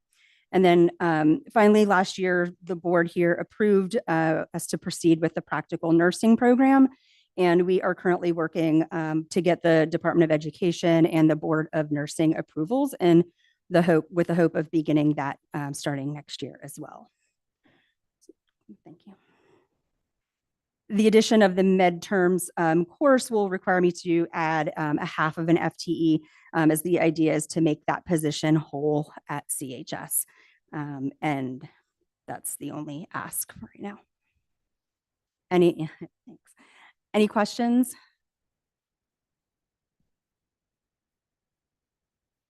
Thanks.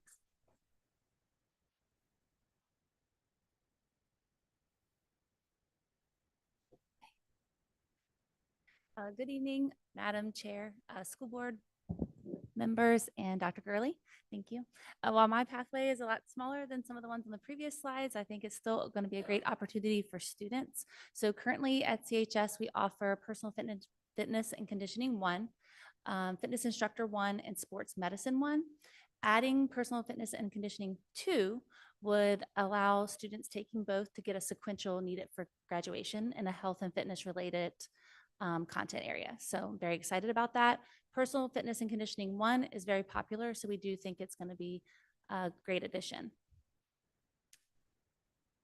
To fulfill this pathway, there would be no FTE needed. Questions?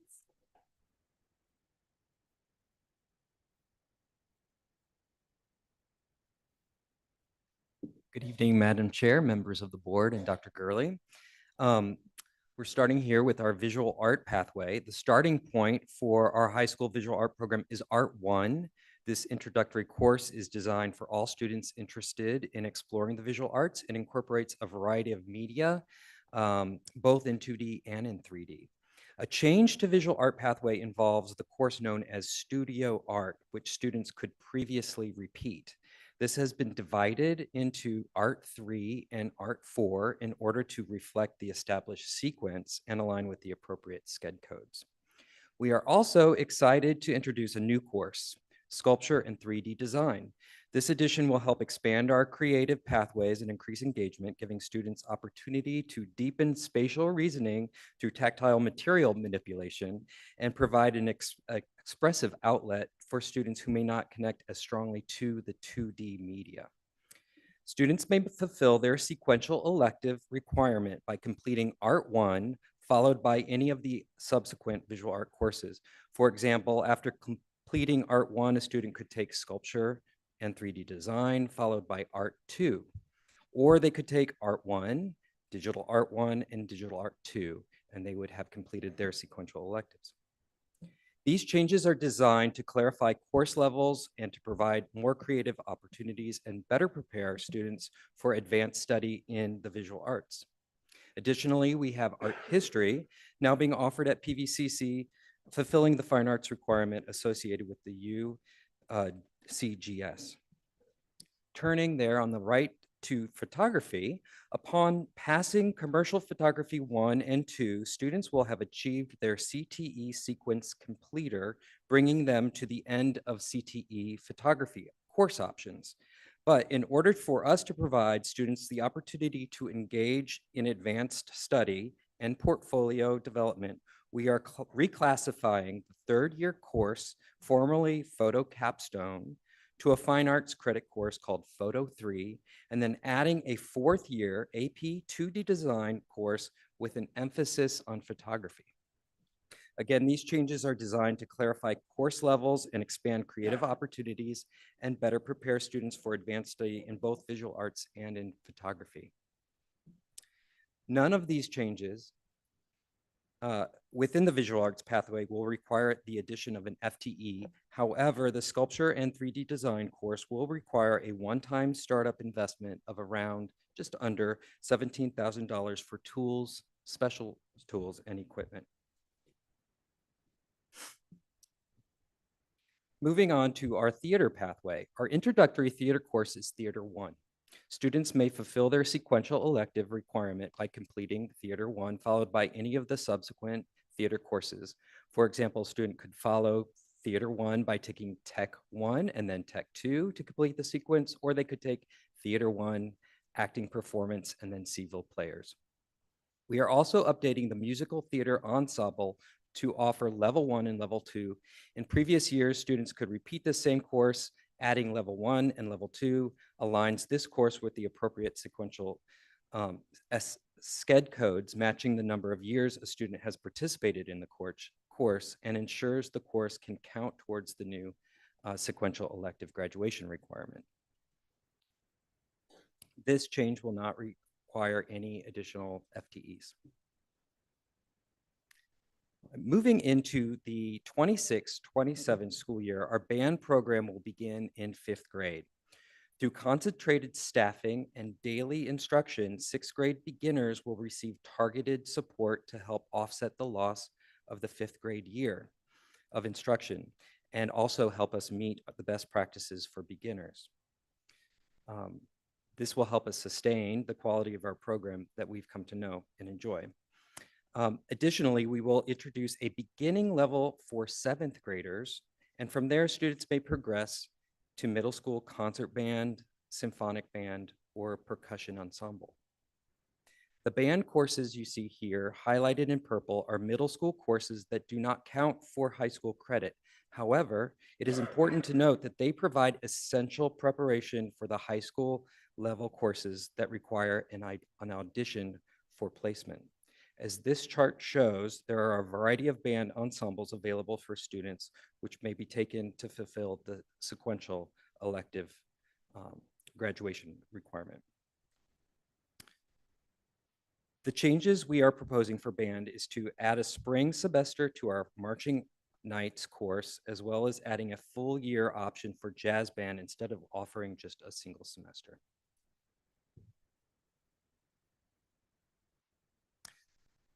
The orchestra pathway is mirroring the band program in many ways. Our orchestra program will now begin in 6th grade, offering targeted support to help offset the loss of the 5th grade year.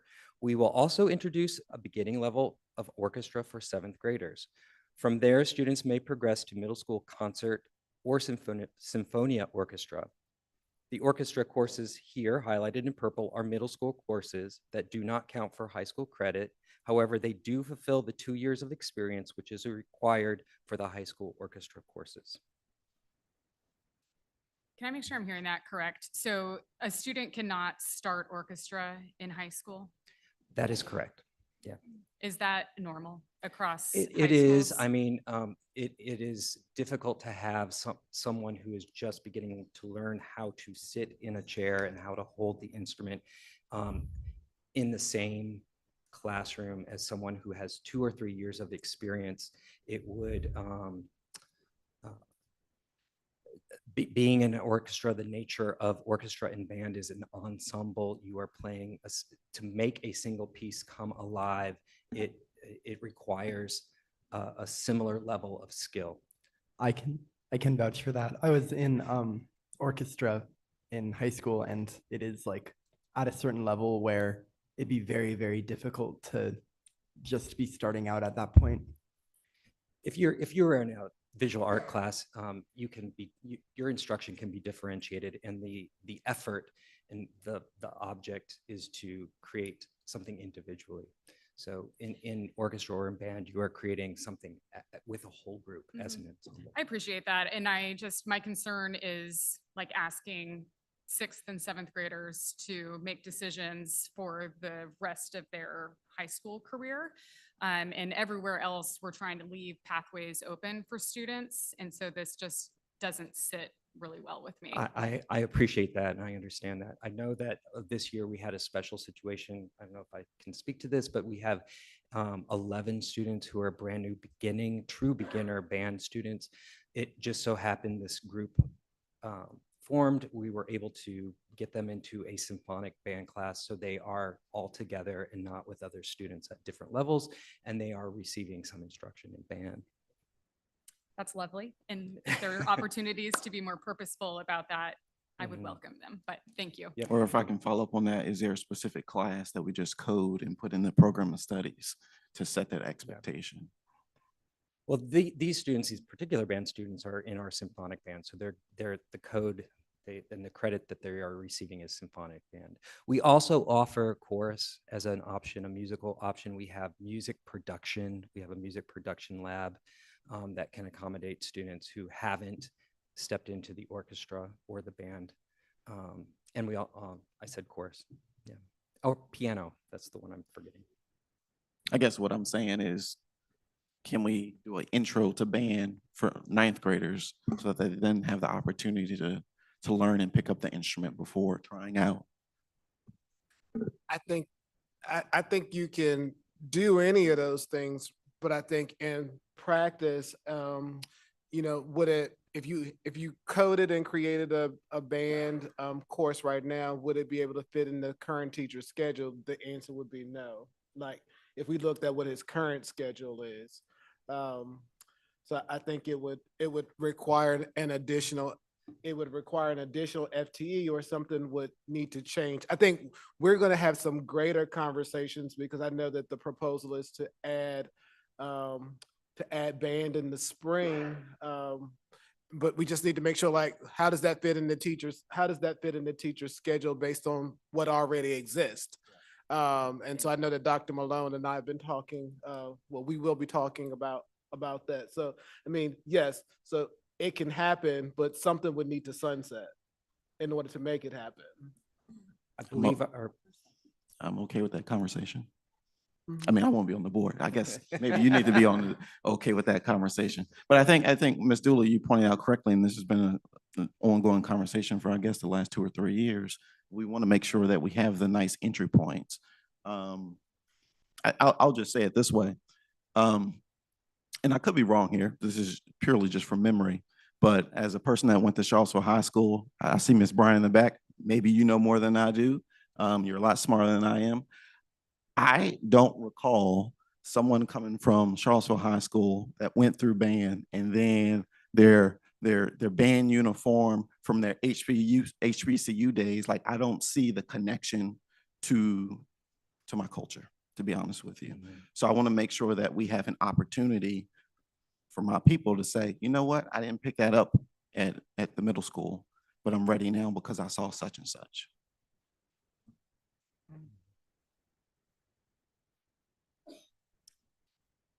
Thank you. You don't have to solve all of these problems right here in front of us. Thank you.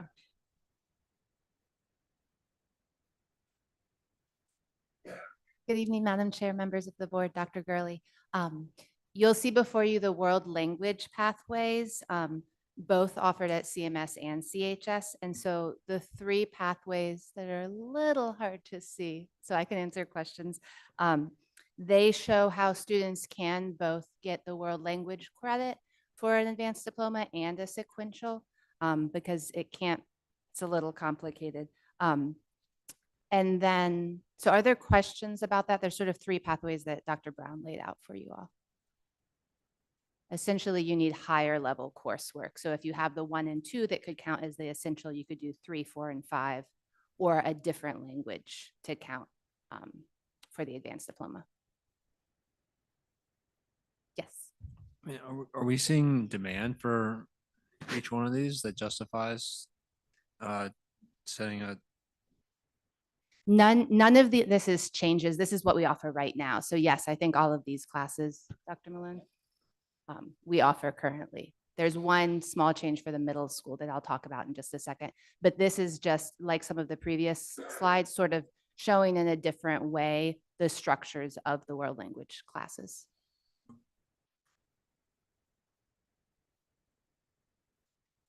So the only recommendation we have, and this is specifically for the middle school, is to add English language development 1, 2, and 3, as well as a middle school English language development class. What is exciting about that first one, the English language development 1, 2, and 3, is those courses can count as a world language as well. So this will allow our middle school students to start that world language sequential credit, and will give them more opportunities to receive an advanced diploma. I had one question about the other slide. Yeah. The exploratory things that people could Mm. take in middle school, do those count as like Spanish 1 and 2 or no? No, the exploratory and those two on that are a 6th grade class just count as general. And part of that is because if you remember that slide that Mr. Jordan showed earlier, it's only half of the time. So those classes meet every other day, whereas any of the language classes at the middle school meet every day. And that's part of a state requirement for the minutes. I had a question.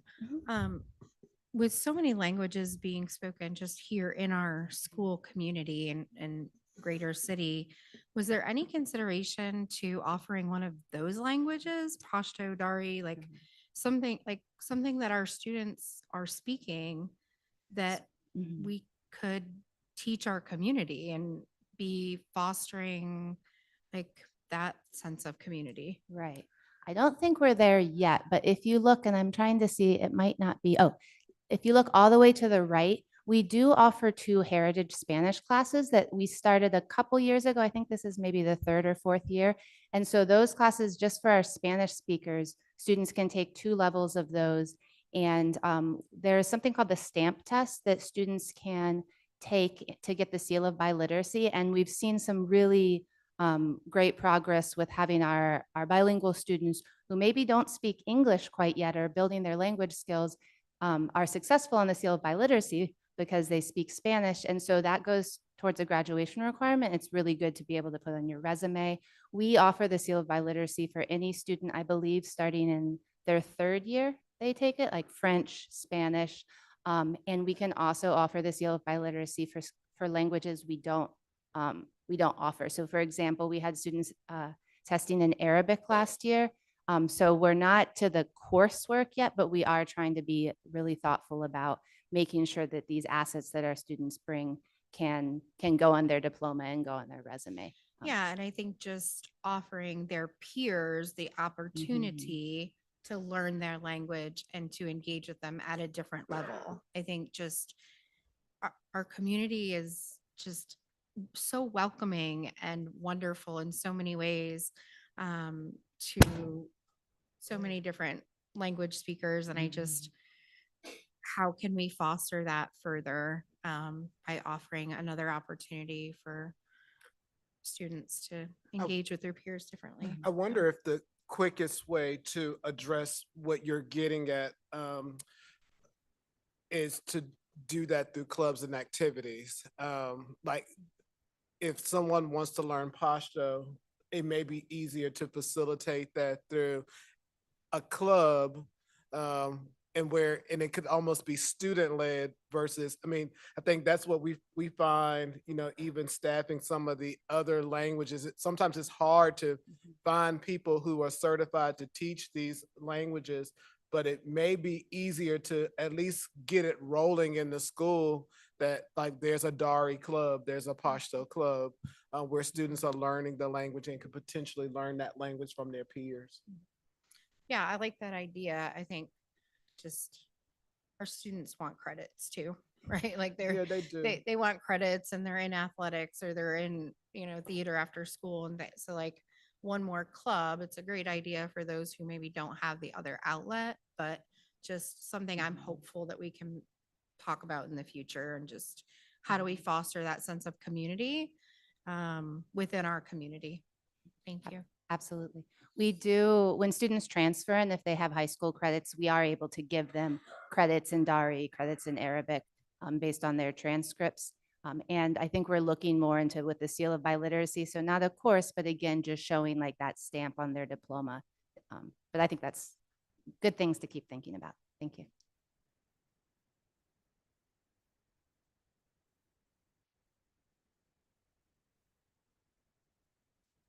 Good evening once again. The figure on the left, I don't really have much to say about it. It is just shows our current computer science courses offered at CHS. Good evening again. This is the vocal music pathway. It offers students.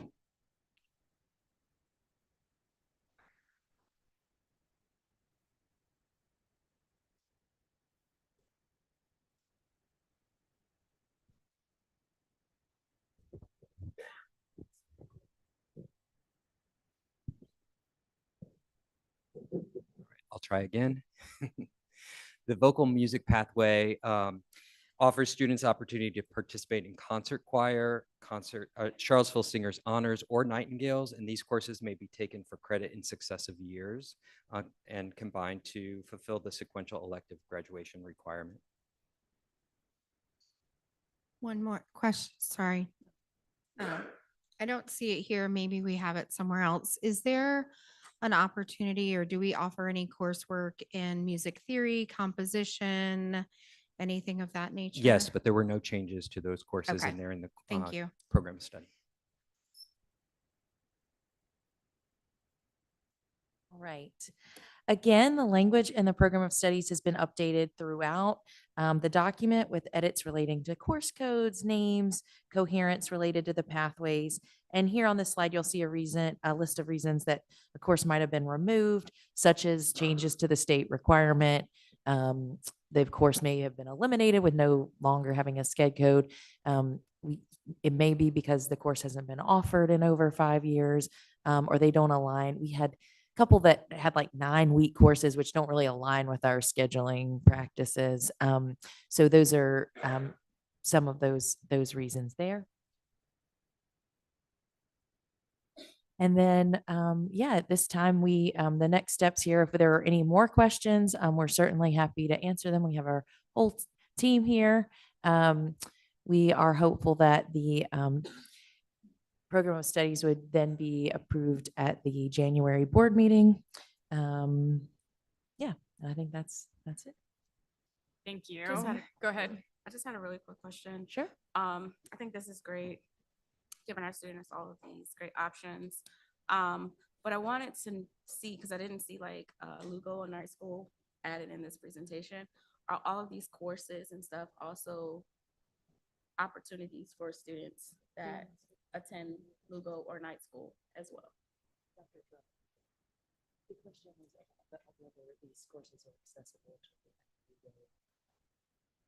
Yes, good evening, Board. Yes, they are, if they are in alignment with what's taking place at CHS. And so as students do transition into the alternative program, we would audit their particular courses and then allow those to continue to follow through. Yes, ma'am. So would they take these at Charlottesville High School, or how would that look? Yep. So depending on the particular course and time, I'm a big proponent for a hybrid model. So if there are courses that students are already taking, and that's been approved by the school counselor and Dr. Malone, he and I would then allow those courses to continue at the particular respective place. Yes. If it is a night school student, I believe we do have a particular example of that happening now, where a student would take the particular course and then they would funnel through and take those academic courses at night school if they have an elective during the day at CHS. Is the PVCC pathway available to Lugo and night school students as well?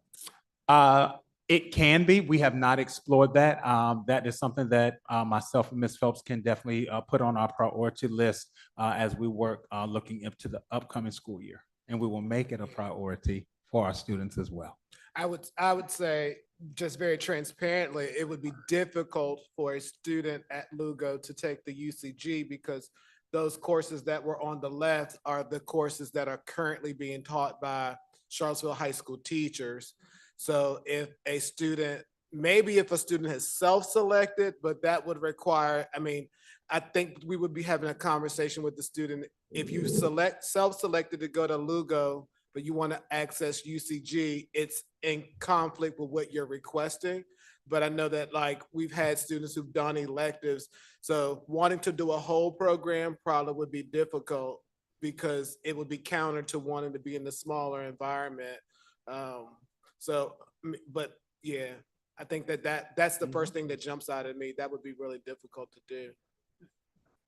I think that's could be very true. I do think because the UCGS options can be asynchronous and virtual, they are facilitated through Canvas, that there could be some scenarios that permit for students that are at LMA or at night school and who are so motivated to be able to access them in an asynchronous capacity. They need to align with their scheduling, and that in some instances, that asynchronous option does require some direct interaction with the PVCC instructor, so that those things would need to align. I think that the platform might permit for that type of variability. Is there other options? So, because I know that there are students that have self-selected to Lugo that may have opportunities to attend classes at PVCC. And kids go to Lugo for many different reasons. And I want to make sure that we're offering those children the same opportunities that we're offering the kids at Charlottesville High School. Right. They could do the asynchronous. It would be easy for them to do the asynchronous because those would be online. I think before the student self-selects to go to Lugo, I think we would have to have a conversation with them. Like, if this is the path you want to take, that maybe we could have a conversation with them about with PVCC about the asynchronous because those are online. But before you like want to remove yourself from the high school, you would be removing yourself from access to the classes that are in person, because what PVCC has done is align those classes with everyone who's already at Charlottesville High School. And so it would be very difficult to replicate that. The people who are on the left side of that presentation, it would be very, very difficult to replicate that on the left side because that's person dependent, specific teacher dependent. At CHS. At CHS. I just wouldn't want to mislead anyone. All right, well, thank all of you very much for your Thank you. information and your time tonight. We appreciate you all. Moving along, Dr. Johnson, we have an update on our school resource officer model.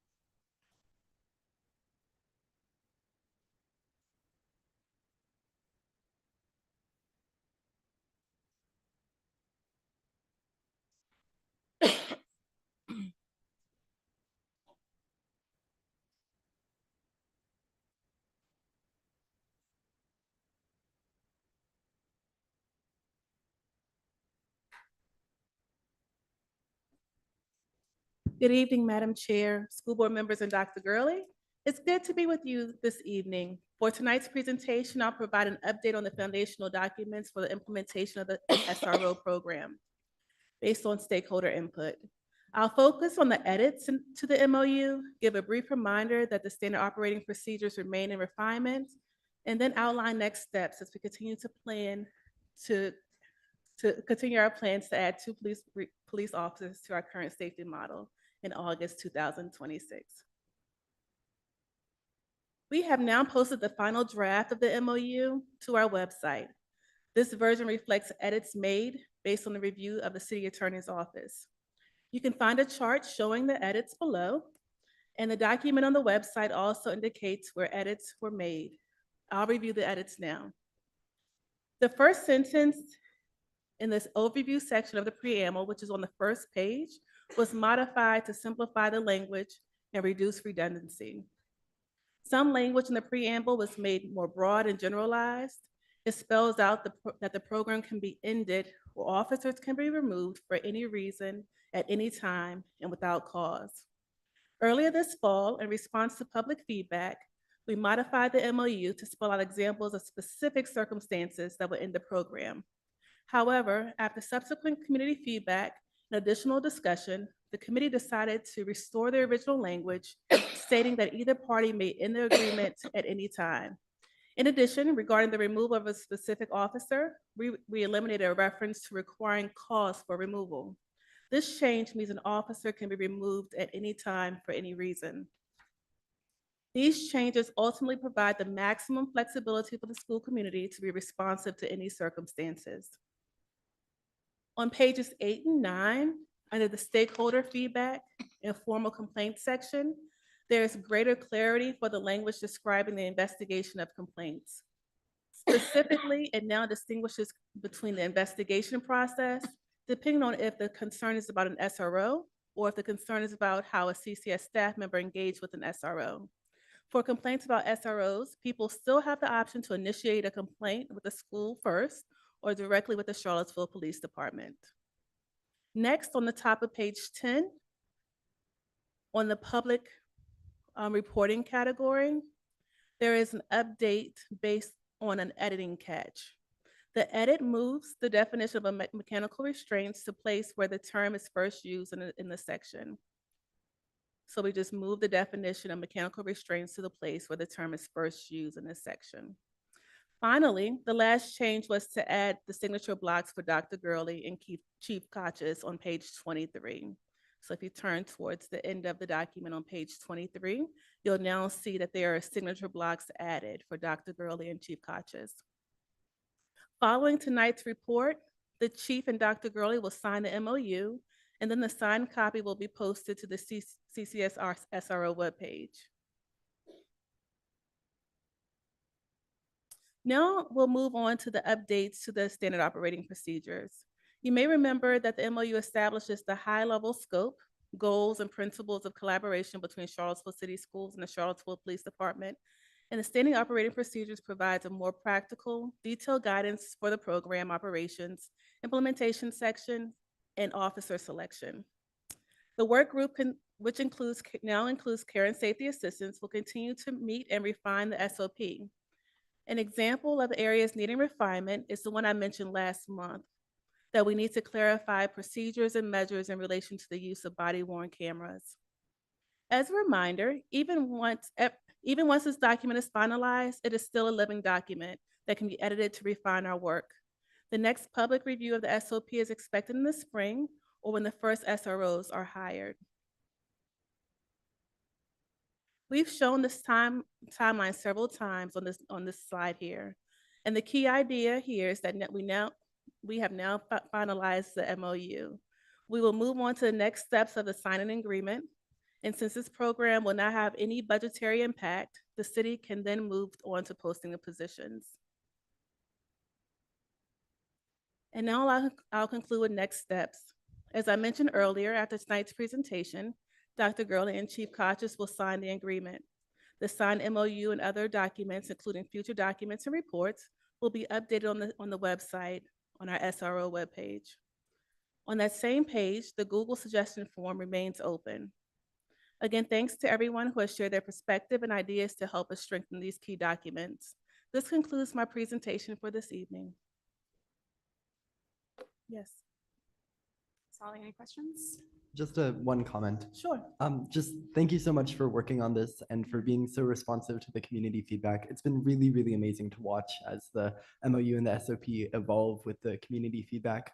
And I have like high hopes for this because it can adapt so easily to the needs that are being presented. So thank you. We really appreciate you. Mr. Meyer? Yeah, thank you for all your work on this and to all the staff's work on this. Just looked like we added something on page 2 about we can terminate this at any agreement at any time. And then on the last page, we have something that might contradict where it says you have to revive the party 45 days. So I just suggest we double check all that, but other than that. And I'm you fine. said that that's not on page 24 of the document where it may contradict it. I want to make a note to make sure that we update it if needed. On page 24 is the contradictory statement. So, yeah, sorry, page 2. Page 2. Yeah, Yeah. yeah, it says, and then 23, 23. Okay. last paragraph. So We you have might a have, note. you might have a contradiction there. I don't know, but I just wanted to flag that for y'all. I Thanks. think if Ms. Torres, you can help me remember as well. I think 2 is like for cause for the person, like that officer in particular is not meeting the expectations. The other is termination of the program altogether. If I, Yeah. correct me, folks, but I believe that the change in the language on page 2 also encompasses immediate Mhm. termination of the MOU for any concern Right. that we have, and this was specific to our vulnerable or different groups, membership groups, changes at the federal level, all of those things that we worked to incorporate into the Mhm. language initially. Mhm. But then with guidance and legal guidance that we felt like this was more broad and allowed us to do it for any reason. Well, and community feedback. I mean, I think we heard even from our own former mayor that that was, Yes, you know, absolutely. blatantly calling out one group of people to be protected over another. Yes. And that is not at all what the group intended. And so taking that feedback by removing very specific targeted language. Right. Makes So I it a think- little bit more robust. Right, to your point, Mr. Meyer, was that first page on page 2 was more immediate, and I think, and correct me if I'm wrong, Ms. Powell or On page Dr. Johnson, 23. on page 23 is if we're just gonna change and go a different direction, it would be for the 45 days. Does that make sense, Ms. Powell, or am I misspeaking? I want to thank Mr. Myers for pointing this out because in all honesty and transparency, we've spent so much time in these other sections. That little last part above the signature block just didn't get a lot of attention, and it does need to be edited to sync up with the sentiment that's put in the preamble. We will get that removed. I know that will not be an issue. Thank you. No, thank Good you, Mr. catch. Meyer. Yeah. Good catch. For as much time as we've spent in this document, I'm actually, thank you. Sorry we missed that.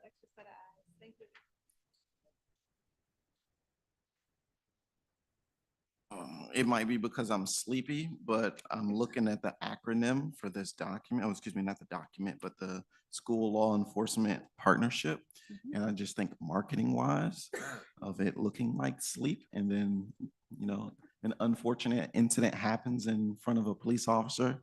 We don't want the police officer to respond, but then I can see the community getting in the uproar and saying that the police officer was asleep.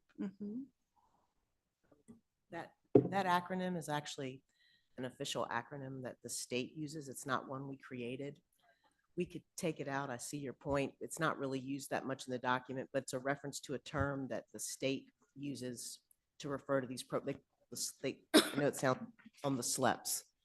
And when you talk to people at a state level, they refer to SLEPs as a shorthand for school law enforcement partnerships. But I see your point.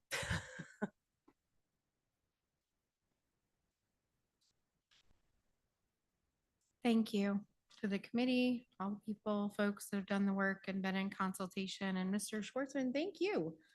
You have done some legwork for us on behalf of the work group and the board, engaging with your peers, a variety of peers.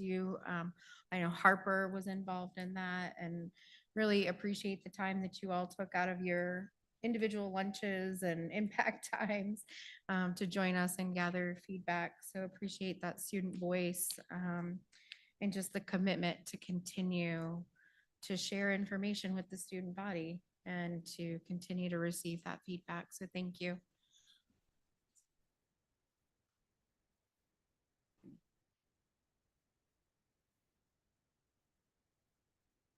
All right, thank you very much. Dr. Gurley, you're up next with our budget development update.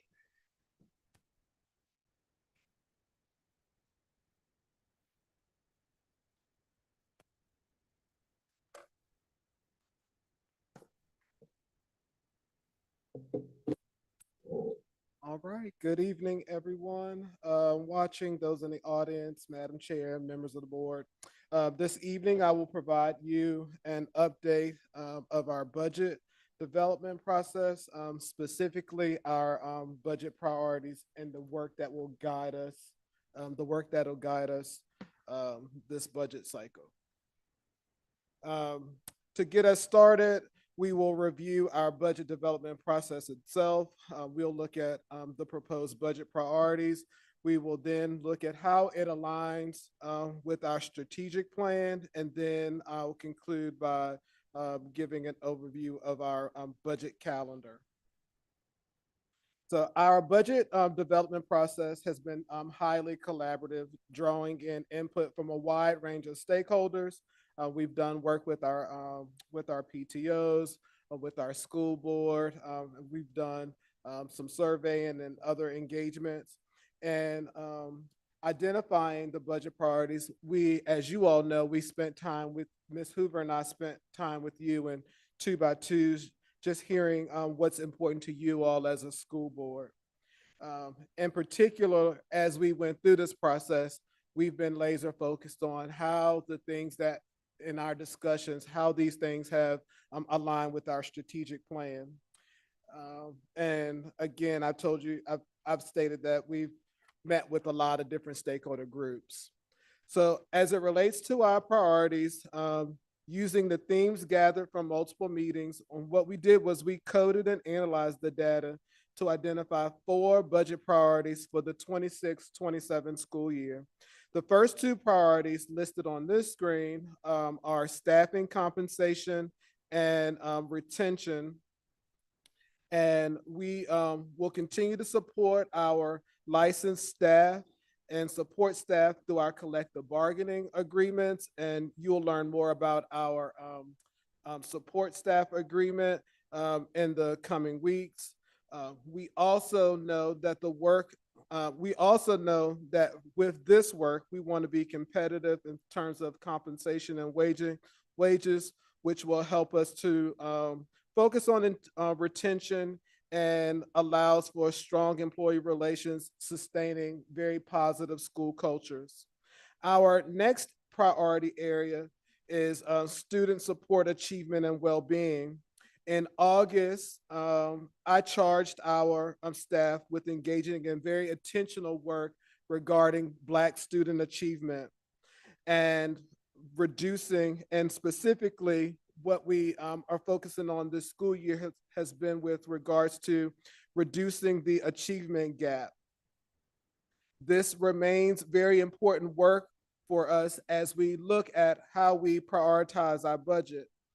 We've also had conversations, and through this work, focusing on strengthening our Tier 3 literacy supports. What does it look like? So we've done a lot of work this school year with the Tier 1 and Tier 2, but we know that through the conversations, what continued to come to the top was, what does Tier 3 look like? How do we provide those most intensive supports?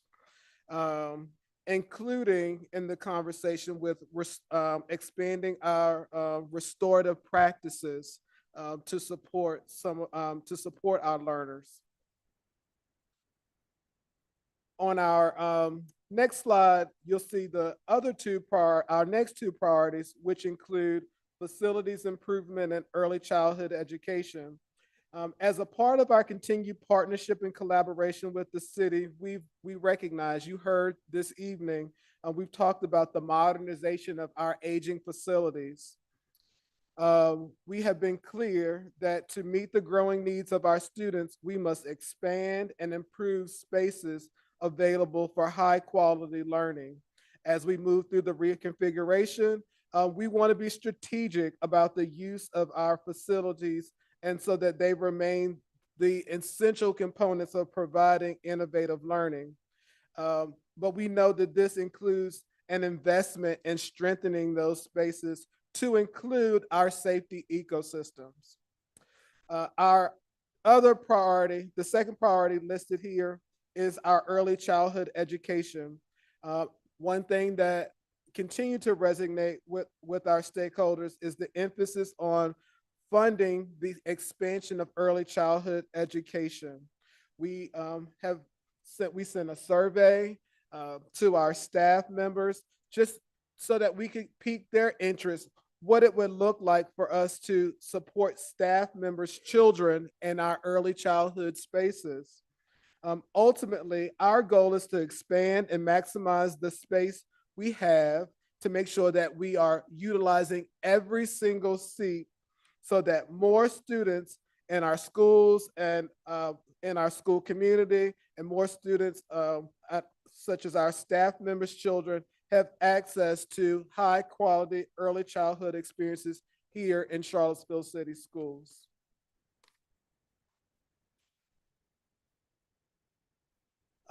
Typically, we begin our presentations with our strategic plan, but I decided that, let's put this work later in our presentation so that we could show you how the priorities that we've selected align with that plan.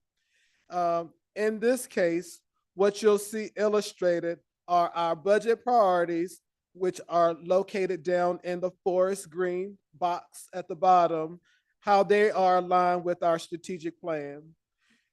As you see, there is some overlap between student support and achievement and well-being and early childhood education, as both of those are directly connected to strategic plan goal 1 and 2, which relates to increasing academic achievement and a culture of safety and well-being. We also, our next priority area was with regards to staff compensation, which directly aligns with our strategic plan area 3, which is support for our staff. And lastly, our facilities maintenance and capital improvement align with strategic plan goal 4, which is ensuring efficient and effective operations. There were a lot of things you may be looking and saying, well, I mentioned this, or, I had a community member mention that one of the things that they gave some feedback to was maybe another area. What we did in this process, we really went through and coded, like, what were the reoccurring themes and how does it directly relate to our strategic plan? It's not that if you mention something and you don't see it here, that it wasn't important. It's that, as we think about, like, how are we going to be fiscally responsible? How are we going to make sure that it's aligning directly with our strategic plan? We really wanted to capture those things that that occurred more frequently in the qualitative data.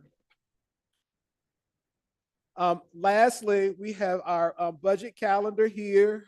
We do have a meeting on Thursday, December the 18th, which is a joint work session with our city council, where we will be giving them a preview of our budget. We will give them a round number. I think Ms. Hoover likes to call it. We will give them a round number, which will be our starting place. If you remember, I believe last school year was our first time having this meeting with them. And I do think it was very productive, and it's where we start. We hope to be at a better place when we get to January, and most certainly by time we get to February.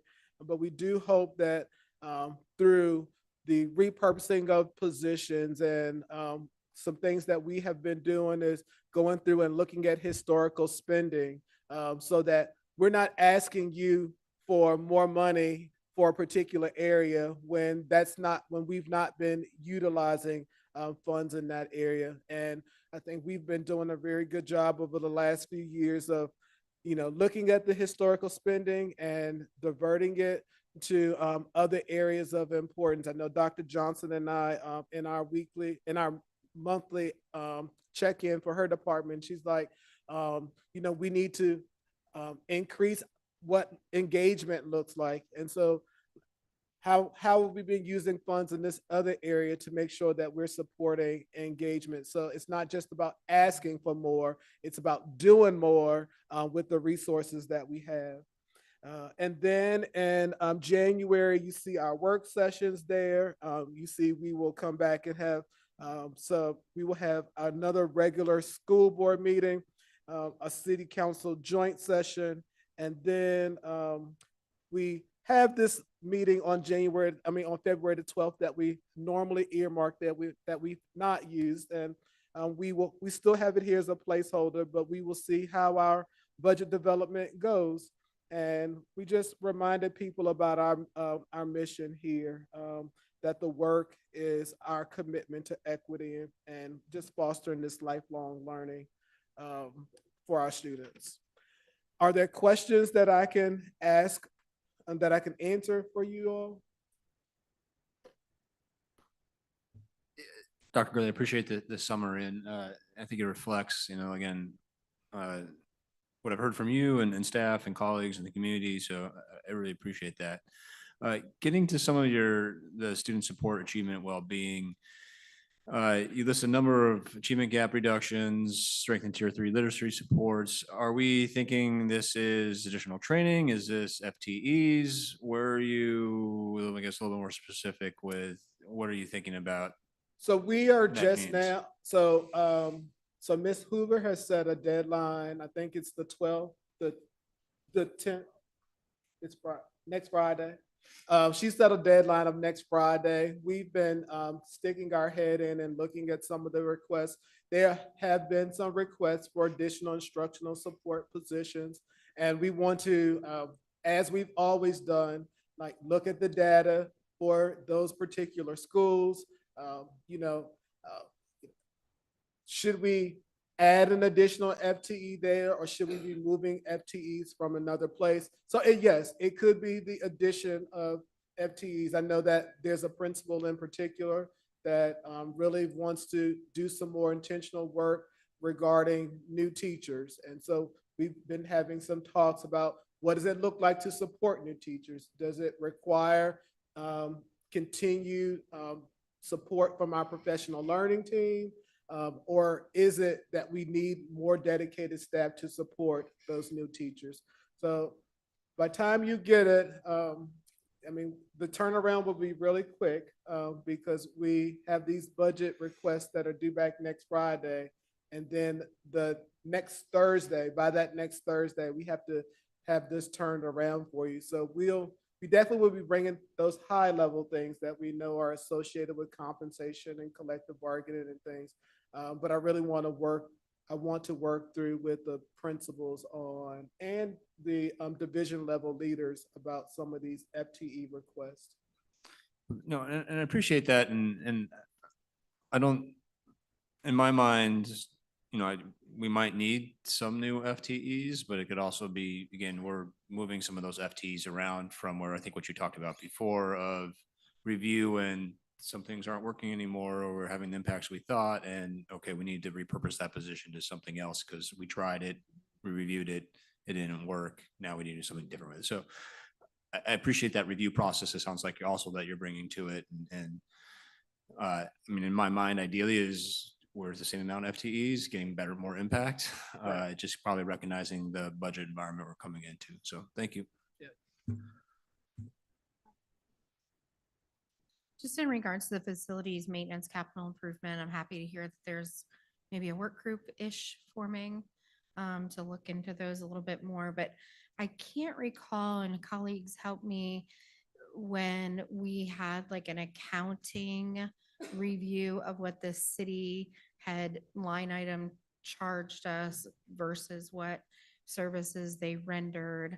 I think I would be interested, if others are, just to see where that shores up, if we're getting the services that we were assessed for. Just as we're making sure we're doing our part, how is that working out in the city? And I know there were some conversations about who is tasked with some of those resources, whether it was Parks and Rec or Public Works or maintenance, or whether it was division responsibility, but just really want to make sure that we are shored up in those areas and that what we're being assessed is what we're receiving in services.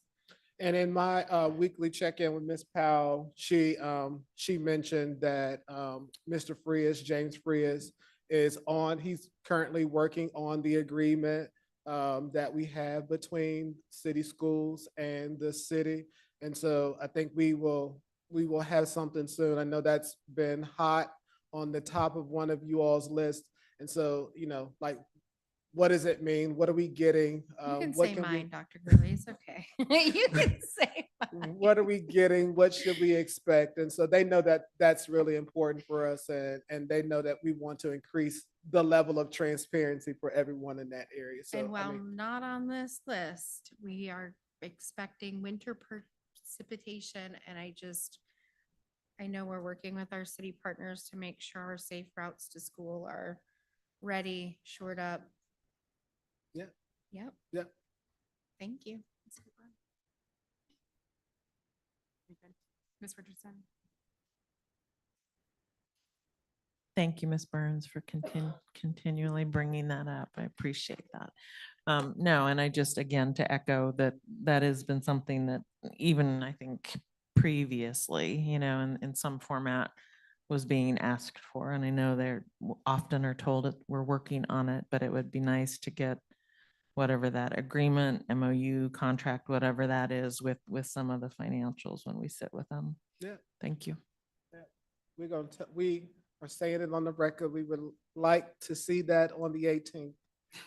We would like to see that on the 18th. I'm sure they're all tuned in watching us. Yes. We'll move on to Ms. Hoover for our fiscal year end 2025 update.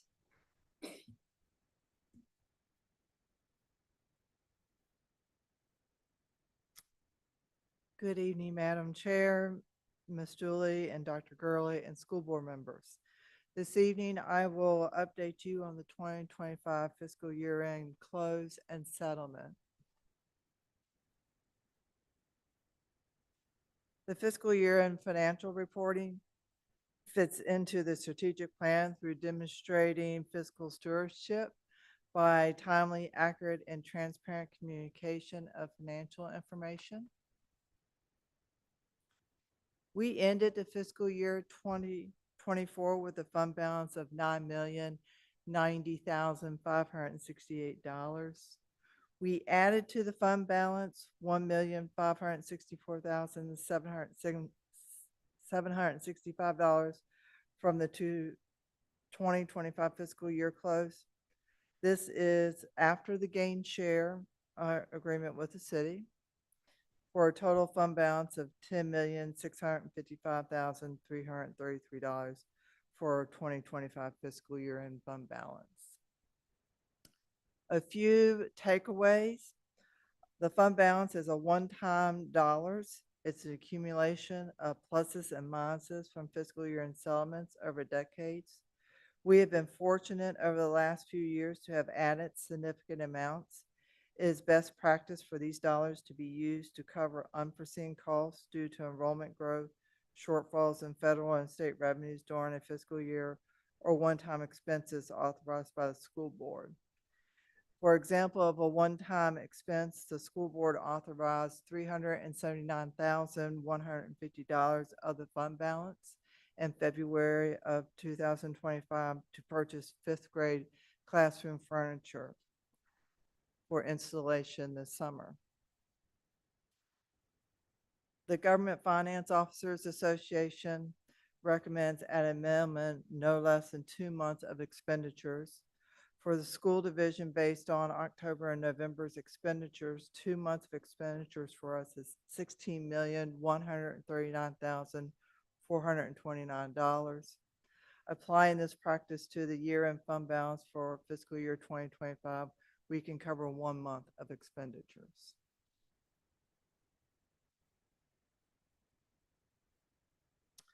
Before applying the grain share agreement, the school division's revenues exceeded expenditures by $3,029,530. A significant amount of the $3 million is contributed to the VRS, separating the hybrid rate on July 1st of 2024. We incorporated this change in savings into our FY 2026 budget.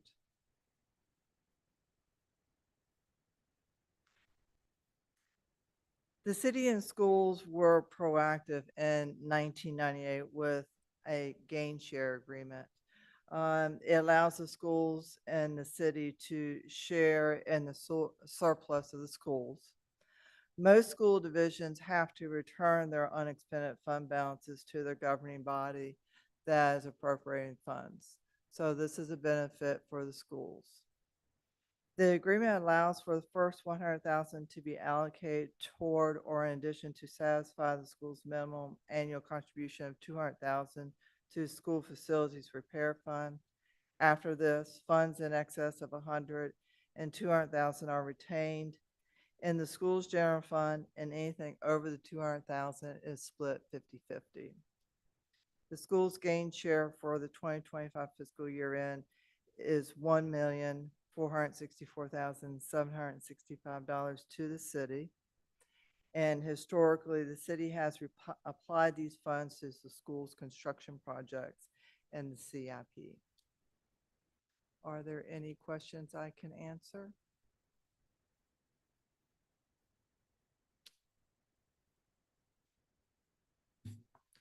Thank you, Ms. Hoover. And I'm glad to see us getting close to that 2-month benchmark.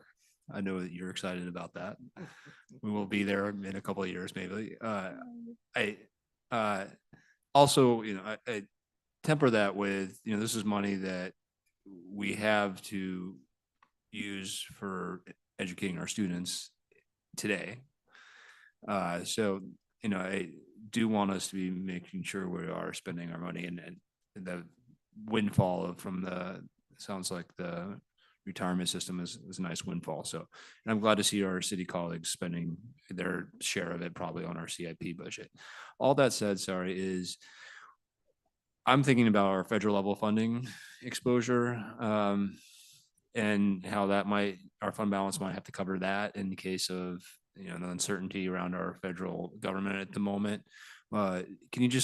Do you have know where we're at with how much the federal government's contributing to us annually? And again, vis-a-vis what we have here in the savings account, you might say? The federal government contributes about $5 to $6 million to the school division's budget. And that $2 million or so of it is in the form of nutrition. And then the rest of it is in Title I and Title 6B. If we would lose those funds during the year, as I alluded to, we would use our fund balance. If we're given enough notice, then we can formulate plans to have funds or have revenue to cover those expenditures. And just again, I think you had this in our consent agenda, but our budget surplus we're expecting for this fiscal year? It's less than $500,000. I think it's like $300,000-400,000. Thank you. Anyone else have questions? All right, thank you, Ms. Hoover. Thank you. All right, we will move on to board response to written reports. First is the school board committee reports, followed up by our chronic absenteeism report. Any comments or questions on either of those? All right, we will move on to our second opportunity for comments from members of the community. Anyone wishing to give comment, please approach the podium.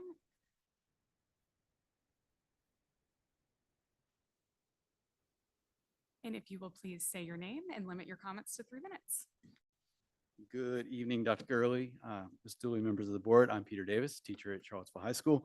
Just wanted to take a quick minute as both parent of current CHS student and an alumni and teacher, and just say I'm really excited to see the PVCC push in the program of study. I think that is an amazing move. I mean, we've had the dual enrollment classes, but in our household, we're big fans. My oldest daughter graduated in May from JMU, did 2 years of PVCC, seamless transition. I think the world of that opportunity.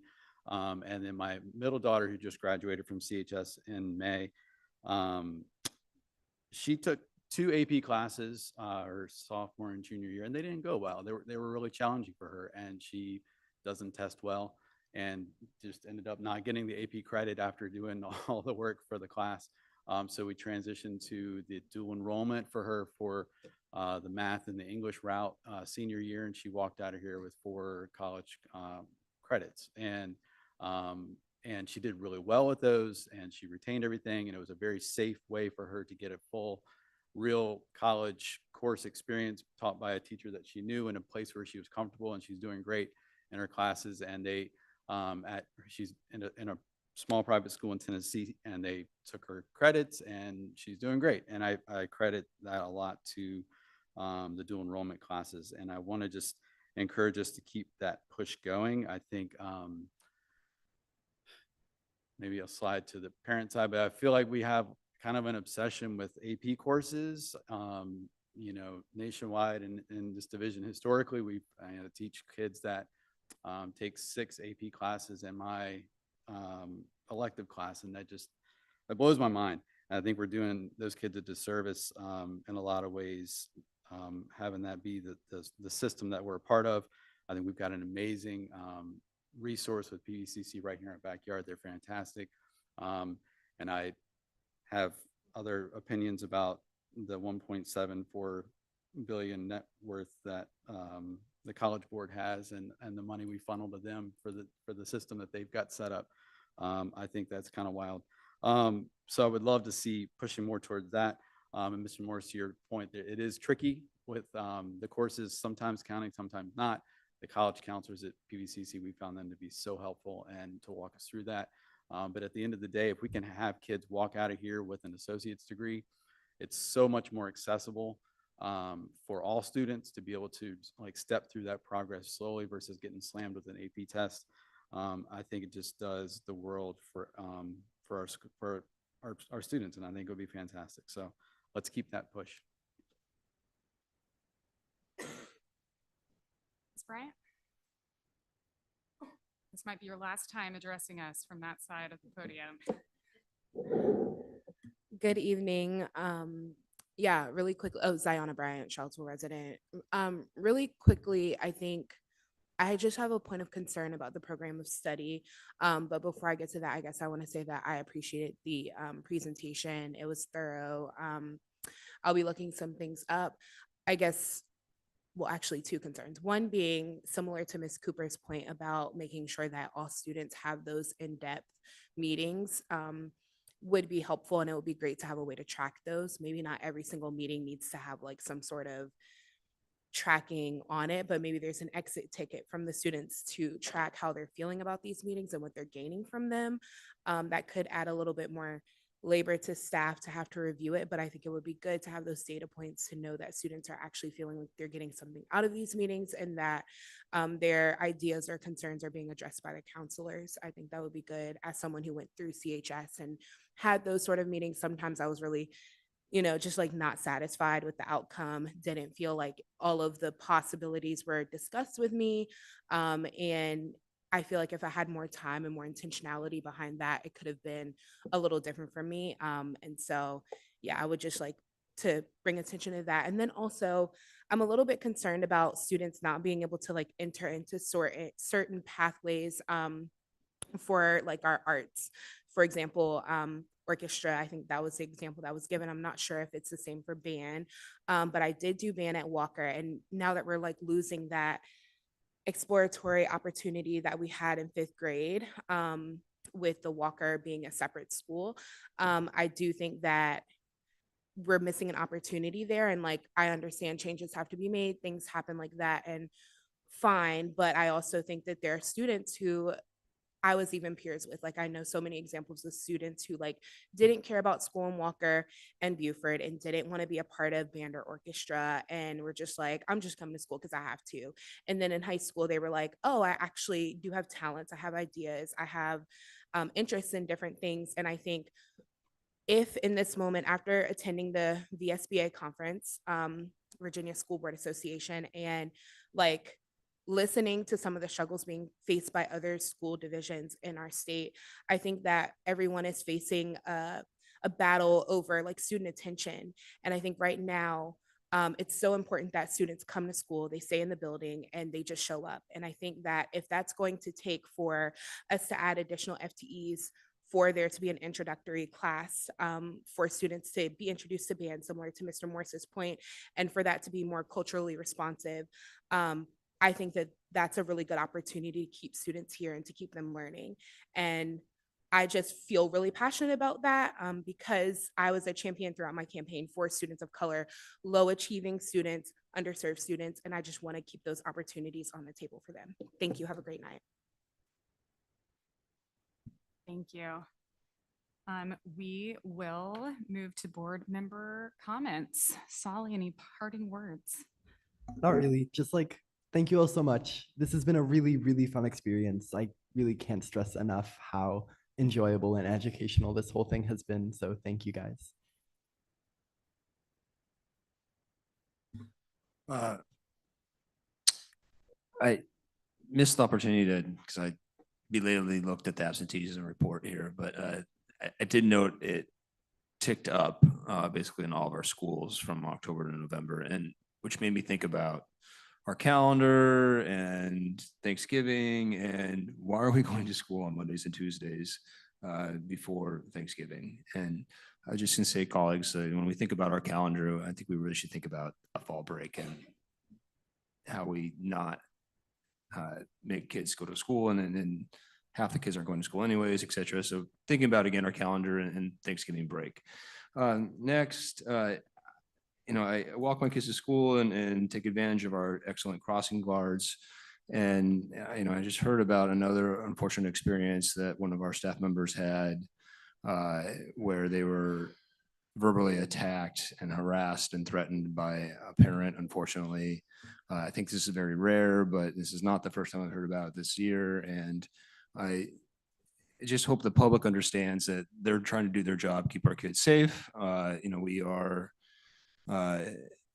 adding a lot of, I think, safety things around now with video cameras, et cetera, but the crossing guards has been something, again, additionally there. And just a plea to the public to please respect them, follow their requests, and because they are just trying to do their jobs and keep our kids and parents safe who are taking their kids to and from school.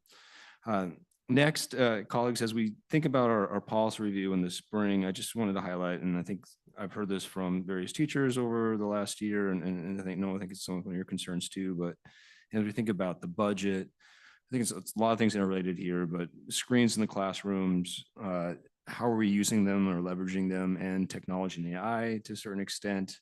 Do we have the right staff to train people around these things? Are they useful for closing the achievement gap, or are they problematic in the achievement gap? And so I look forward to personally diving into that a little bit more, but I would like to see maybe a work session or something like that where we review technology, and how we're utilizing it in the classrooms. Thank you.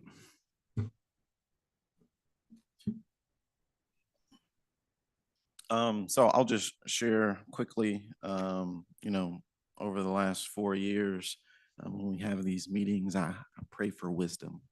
And I'm grateful to God for giving me wisdom and also giving me the opportunity to learn from my mistakes. So I want to correct one of my mistakes that I made today. I want to publicly apologize to Mr. Icorse for my feedback and the manner in which I gave my feedback. I think it's inappropriate for the way that I gave him feedback based on my own ignorance. And so I'll leave you with these parting words to lead with humility. There are times that we can just learn from our own mistakes. Even though we may think we know something, we can just learn from that. In regards to, I'll just stick there just for a moment. I still stand on my position in terms of opening access for band and orchestra. There are just different things that happen in our lives, that internal transformation, right? A different motivation that will then get someone 9th grade, 10th grade, 11th grade to say, oh, this clicks now. So I think it's just very important that we lean on that. For retention, student retention and promotion policy, I just urge you to continue to have that conversation. Let me rephrase that, to start that conversation. And then for standards-based grading, this was something that I pushed, something that was really important to me and something I stand by. I'm willing as a community member to listen to teachers as I roll off the board and help them implement standards-based grading. And based off of what my experience is, I think I understand to some degree the concerns with humanities, but I'll be honest with you, I've seen it done. I've seen it done. Thank you all for your time, and I'll see you at the budget session.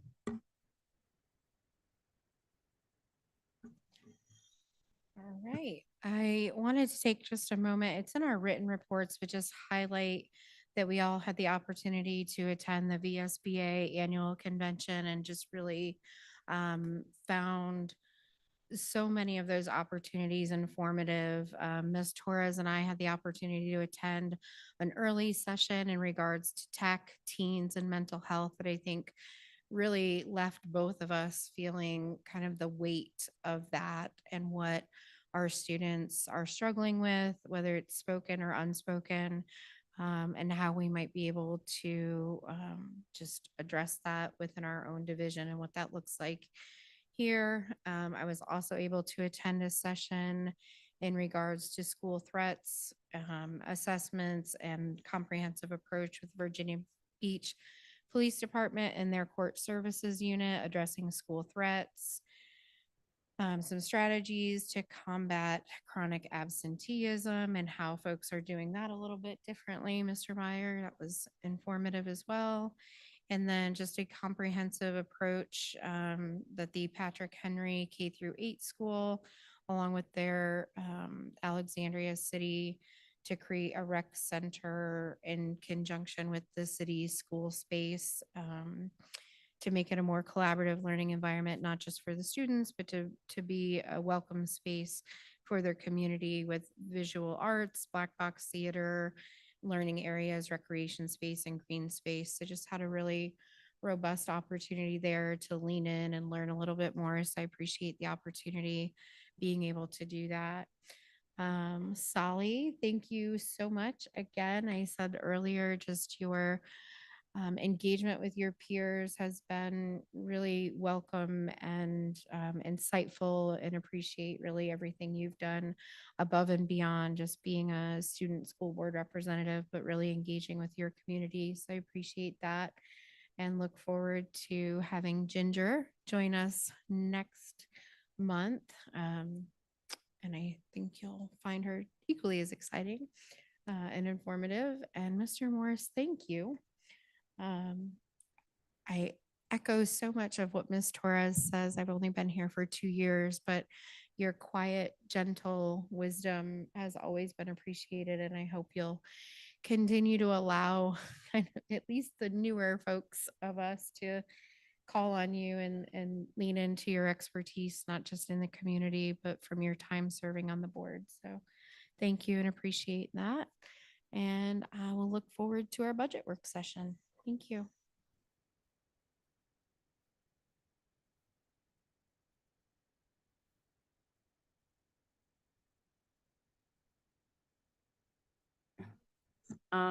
Huge thanks to Sally.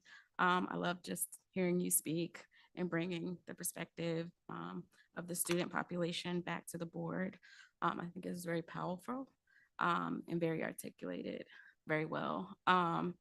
Dom, I can remember 4 years ago when we was knocking on doors and I was supporting you through your campaign. And then I decided to run. And so it's just been a pleasure to work with you. I do think you bring a very calm spirit to this space. And I think when you speak, it's so powerful, and I love to hear your voice.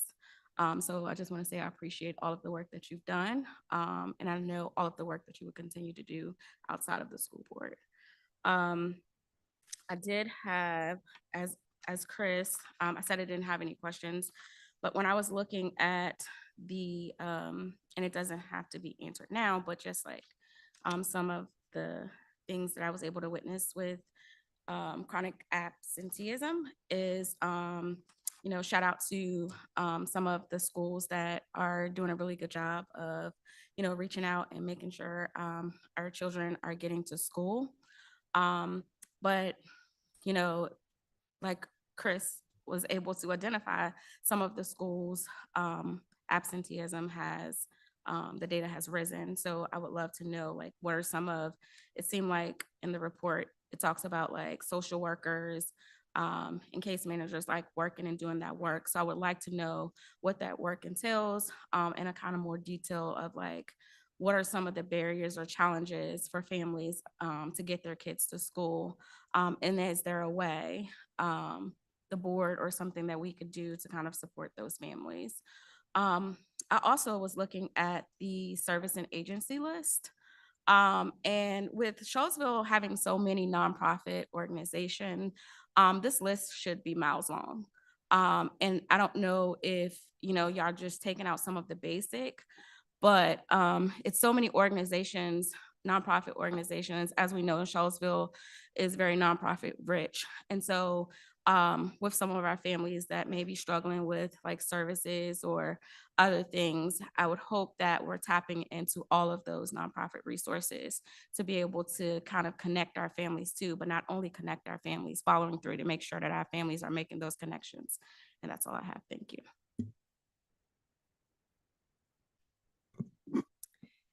Right. So for me, I'm excited about the AP African American history class. I had the opportunity to take African American history here, and coming from New York City, I didn't really have that subject offered to me. So to see that coming to AP is really exciting. And shout out to Miss Trent because she was my teacher at the time.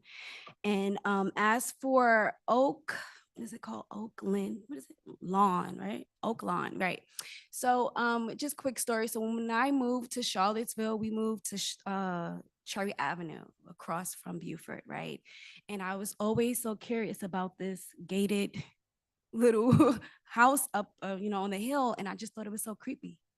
And now to know that there are, gravestones and the history, as I was diving into the history here, I would like to have more of a discussion about that property.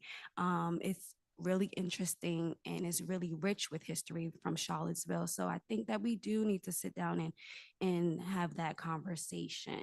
I want to thank everybody for the presentation and all of the information that you guys brought to us. I hope everyone had a great holiday. We have another one coming up, so enjoy the break. 2-hour delay, so I'm gonna get ready for that. And yeah, I had a great meeting, and thank you all. Thank you. So I as well went a little above and beyond maybe, but a little bit differently in our board reports. So I hope that my colleagues have the opportunity, and it's available to other people as well to look at the work that we've all been doing. But I tried to be a little bit more thorough and comprehensive in some of the sessions that I attended at VSBA. And to Ms. Burns' point, the early bird session was kind of a wow and felt really heavy. So again, and I think both of us linked or included a link that was shared with us by the researcher that ran this session. and it's yourbrainonsocialmedia.org. And it's definitely worth taking a look at. Her first statement that was, again, kind of a wow, was when you look in and dig into the research about when people are developmentally ready for technology. Brains are developed and ready for a phone at age 25. So listen to that, folks. And just kind of, I really encourage you to dig into this. And we do have access to those slides. So if anybody is interested in looking at that presentation, I think it definitely is worthwhile doing. Another thing I recommend just to colleagues, I went to the update on VSBA, not VSBA, on the General Assembly, and just kind of what to expect with the recent elections and kind of what types of bills that they anticipate coming forward. Anything that's been vetoed, and a lot has been vetoed the last couple of sessions and years. So most of that will likely come forward again and pass. And again, whether or not it moves beyond the governor will also be dependent on money and whether, the funding behind some of those things. But it was kind of exciting to see. And again, the sales tax was definitely something that we anticipate seeing being passed and signed. So that was, I thought, very helpful for us because it's been several years that we've been waiting for that. One of the other sessions, and I won't go into all of them, but one of the sessions again that I ended the day with on Thursday was presented by Roanoke County Public Schools, and it was producing opportunity-ready graduates. So it's a program that they are rolling out and introducing. And some of the things I feel like we do, the student-led conferences with parents at an earlier age. I know we do some of that. I don't know if every elementary is doing that now, but empowering and getting our students at a younger age engaged and willing to speak to what they've learned, what they've struggled with, how they've learned from their mistakes. A lot of it focusing on project-based learning, Mr. Morse, which I know was a high point for you, or an important point that you often spoke about. But then working through the schools and getting to the point where the seniors actually have to participate in a senior portfolio defense. So they are creating a portfolio of throughout their educational years, and then they sit down and they have to demonstrate mastery and readiness based on that portfolio. Again, really supporting our students to be public speakers and then just ready for graduation, whichever path they're taking. So I did pick up a pretty neat handout for that. I'm happy to share it with you, Dr. Gurley, or anybody else. But appreciate everybody. Mr. Morse, I got to smile a little bit, get to see you again on the 18th. So that makes me happy. And thank you, everybody, and happy holidays. Thank you.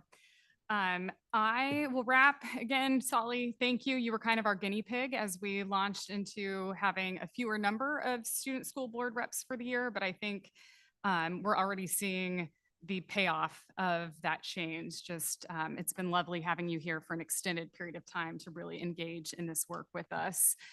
Dom, we were elected together. It's been my pleasure to serve with you over the past 4 years. Just appreciate everything that you've taught me and just the way that you lead with such grace. And so please don't be a stranger. Excited for you to spend some more time with those beautiful little girls. And my, concluding thoughts just to staff, teachers, everybody who's still in this room, when we have presentations, I feel like we spend a lot of time critiquing and just trying to figure out how we can make things better. I think we all recognize like that is our drive and our work. But having attended VSBA, which has been mentioned by several colleagues, I think it's easy to see how well we are doing relative to some of our surrounding jurisdictions. I had the pleasure of presenting with Dr. Trotter and Dr. Gurley about night school in Lugo McGinnis. And the reception to that was extraordinary. I think it's really significant, the work that the division has put into that program specifically. But when we think about K-Tech and PVCC, the expansion of our early childhood center, the strides that we're making in serving our special education students, our human resources, that we've got really low vacancy rates. Collective bargaining is far and away in a better place than our surrounding counties. Our capital improvements, that we've got the middle school nearing completion. Those Greenbrier bathrooms are finally going to be updated. And so just want to express my gratitude to staff when I know we pepper you with a lot of questions, but want you to hear it from me. And I think my colleagues would echo as well that we really appreciate and recognize the work that you do in leading our division. So thank you. And Dr. Gurley, I will hand it over to you.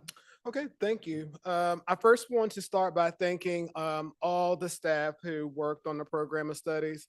That work is extremely important to all of us in this room. And I know that I have given Dr. Isley a very hard time about the program of studies because it is so important to me. When I sat at the table in 2021 with the school board at that time, I told them that I believe that the most important day in a child's life is the day after they graduate, that they have to have a plan.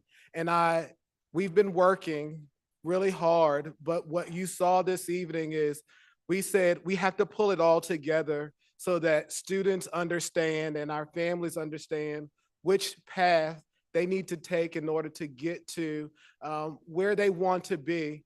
And it's not lip service. And as you heard me say to Dr. Malone, what we've been saying is we have to operationalize this. You heard Miss Cooper say it, and you heard Miss Bryant say it at the podium, that we have to make sure that students understand, like, how do you obtain these things? And that's what you're going to hear more of as we move through the next few weeks.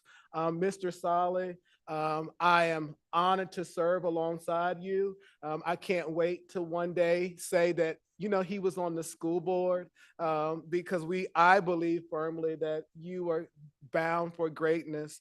Mr. Morris, I just appreciate you for helping Black men be seen and seen in a way that we are not often seen. And you have done this work. You've held me accountable very gracefully, and I appreciate that. You have pushed me to be better for Charlottesville City Schools, and I don't take any credit for it. I think that it's what you've done publicly and privately that I appreciate. And I want to conclude by sharing something personal to me, that this evening I am wearing black and old gold because today marks the 119th founding of Alpha Phi Alpha Fraternity Incorporated, an organization that was founded at Cornell University on Tuesday, December the 4th, 1906, for the advancement and to uplift Black college educated men at Cornell. I am proud to share that I have been a member of Alpha Phi Alpha Fraternity Incorporated for 23 years. I want to take this moment to recognize the Gamma Alpha Lambda chapter, which is located right here in Charlottesville. On behalf of Charlottesville City Schools, I am deeply grateful for the work that this chapter does specifically for the Charlottesville City Schools community, especially because I have seen them volunteer and mentor at Lugo McGinnis at Charlottesville High School. The Gamma Alpha Lambda chapter of Alpha Phi Alpha Fraternity Incorporated has been a steady presence and has been committed to making a meaningful difference in the lives of all of our students, regardless of who they are and what they look like. Without community partners such as the Gamma Alpha Lambda chapter of Alpha Phi Alpha Fraternity Incorporated, much of what we strive to do for our learners would simply not be possible. To the men of Alpha Phi Alpha Fraternity worldwide and locally, I thank you, I encourage you to continue to strive onward and upward. And thank you worldwide for your support of me. And that's it. Thank you. Any work session wrap up? Okay. We have some upcoming meetings, as has been referenced. Thursday, the 18th, a joint budget work session at Walker in the cafeteria at 5. And then starting in the new year, January 8th, our school board meeting will begin at 6 p.m. here. And that will be a board meeting time change that we will reevaluate in March to assess if that change is working, if we'll stick with it or revert back. But with that, I think we are wrapped. Everybody have a great evening and be safe in whatever weather comes.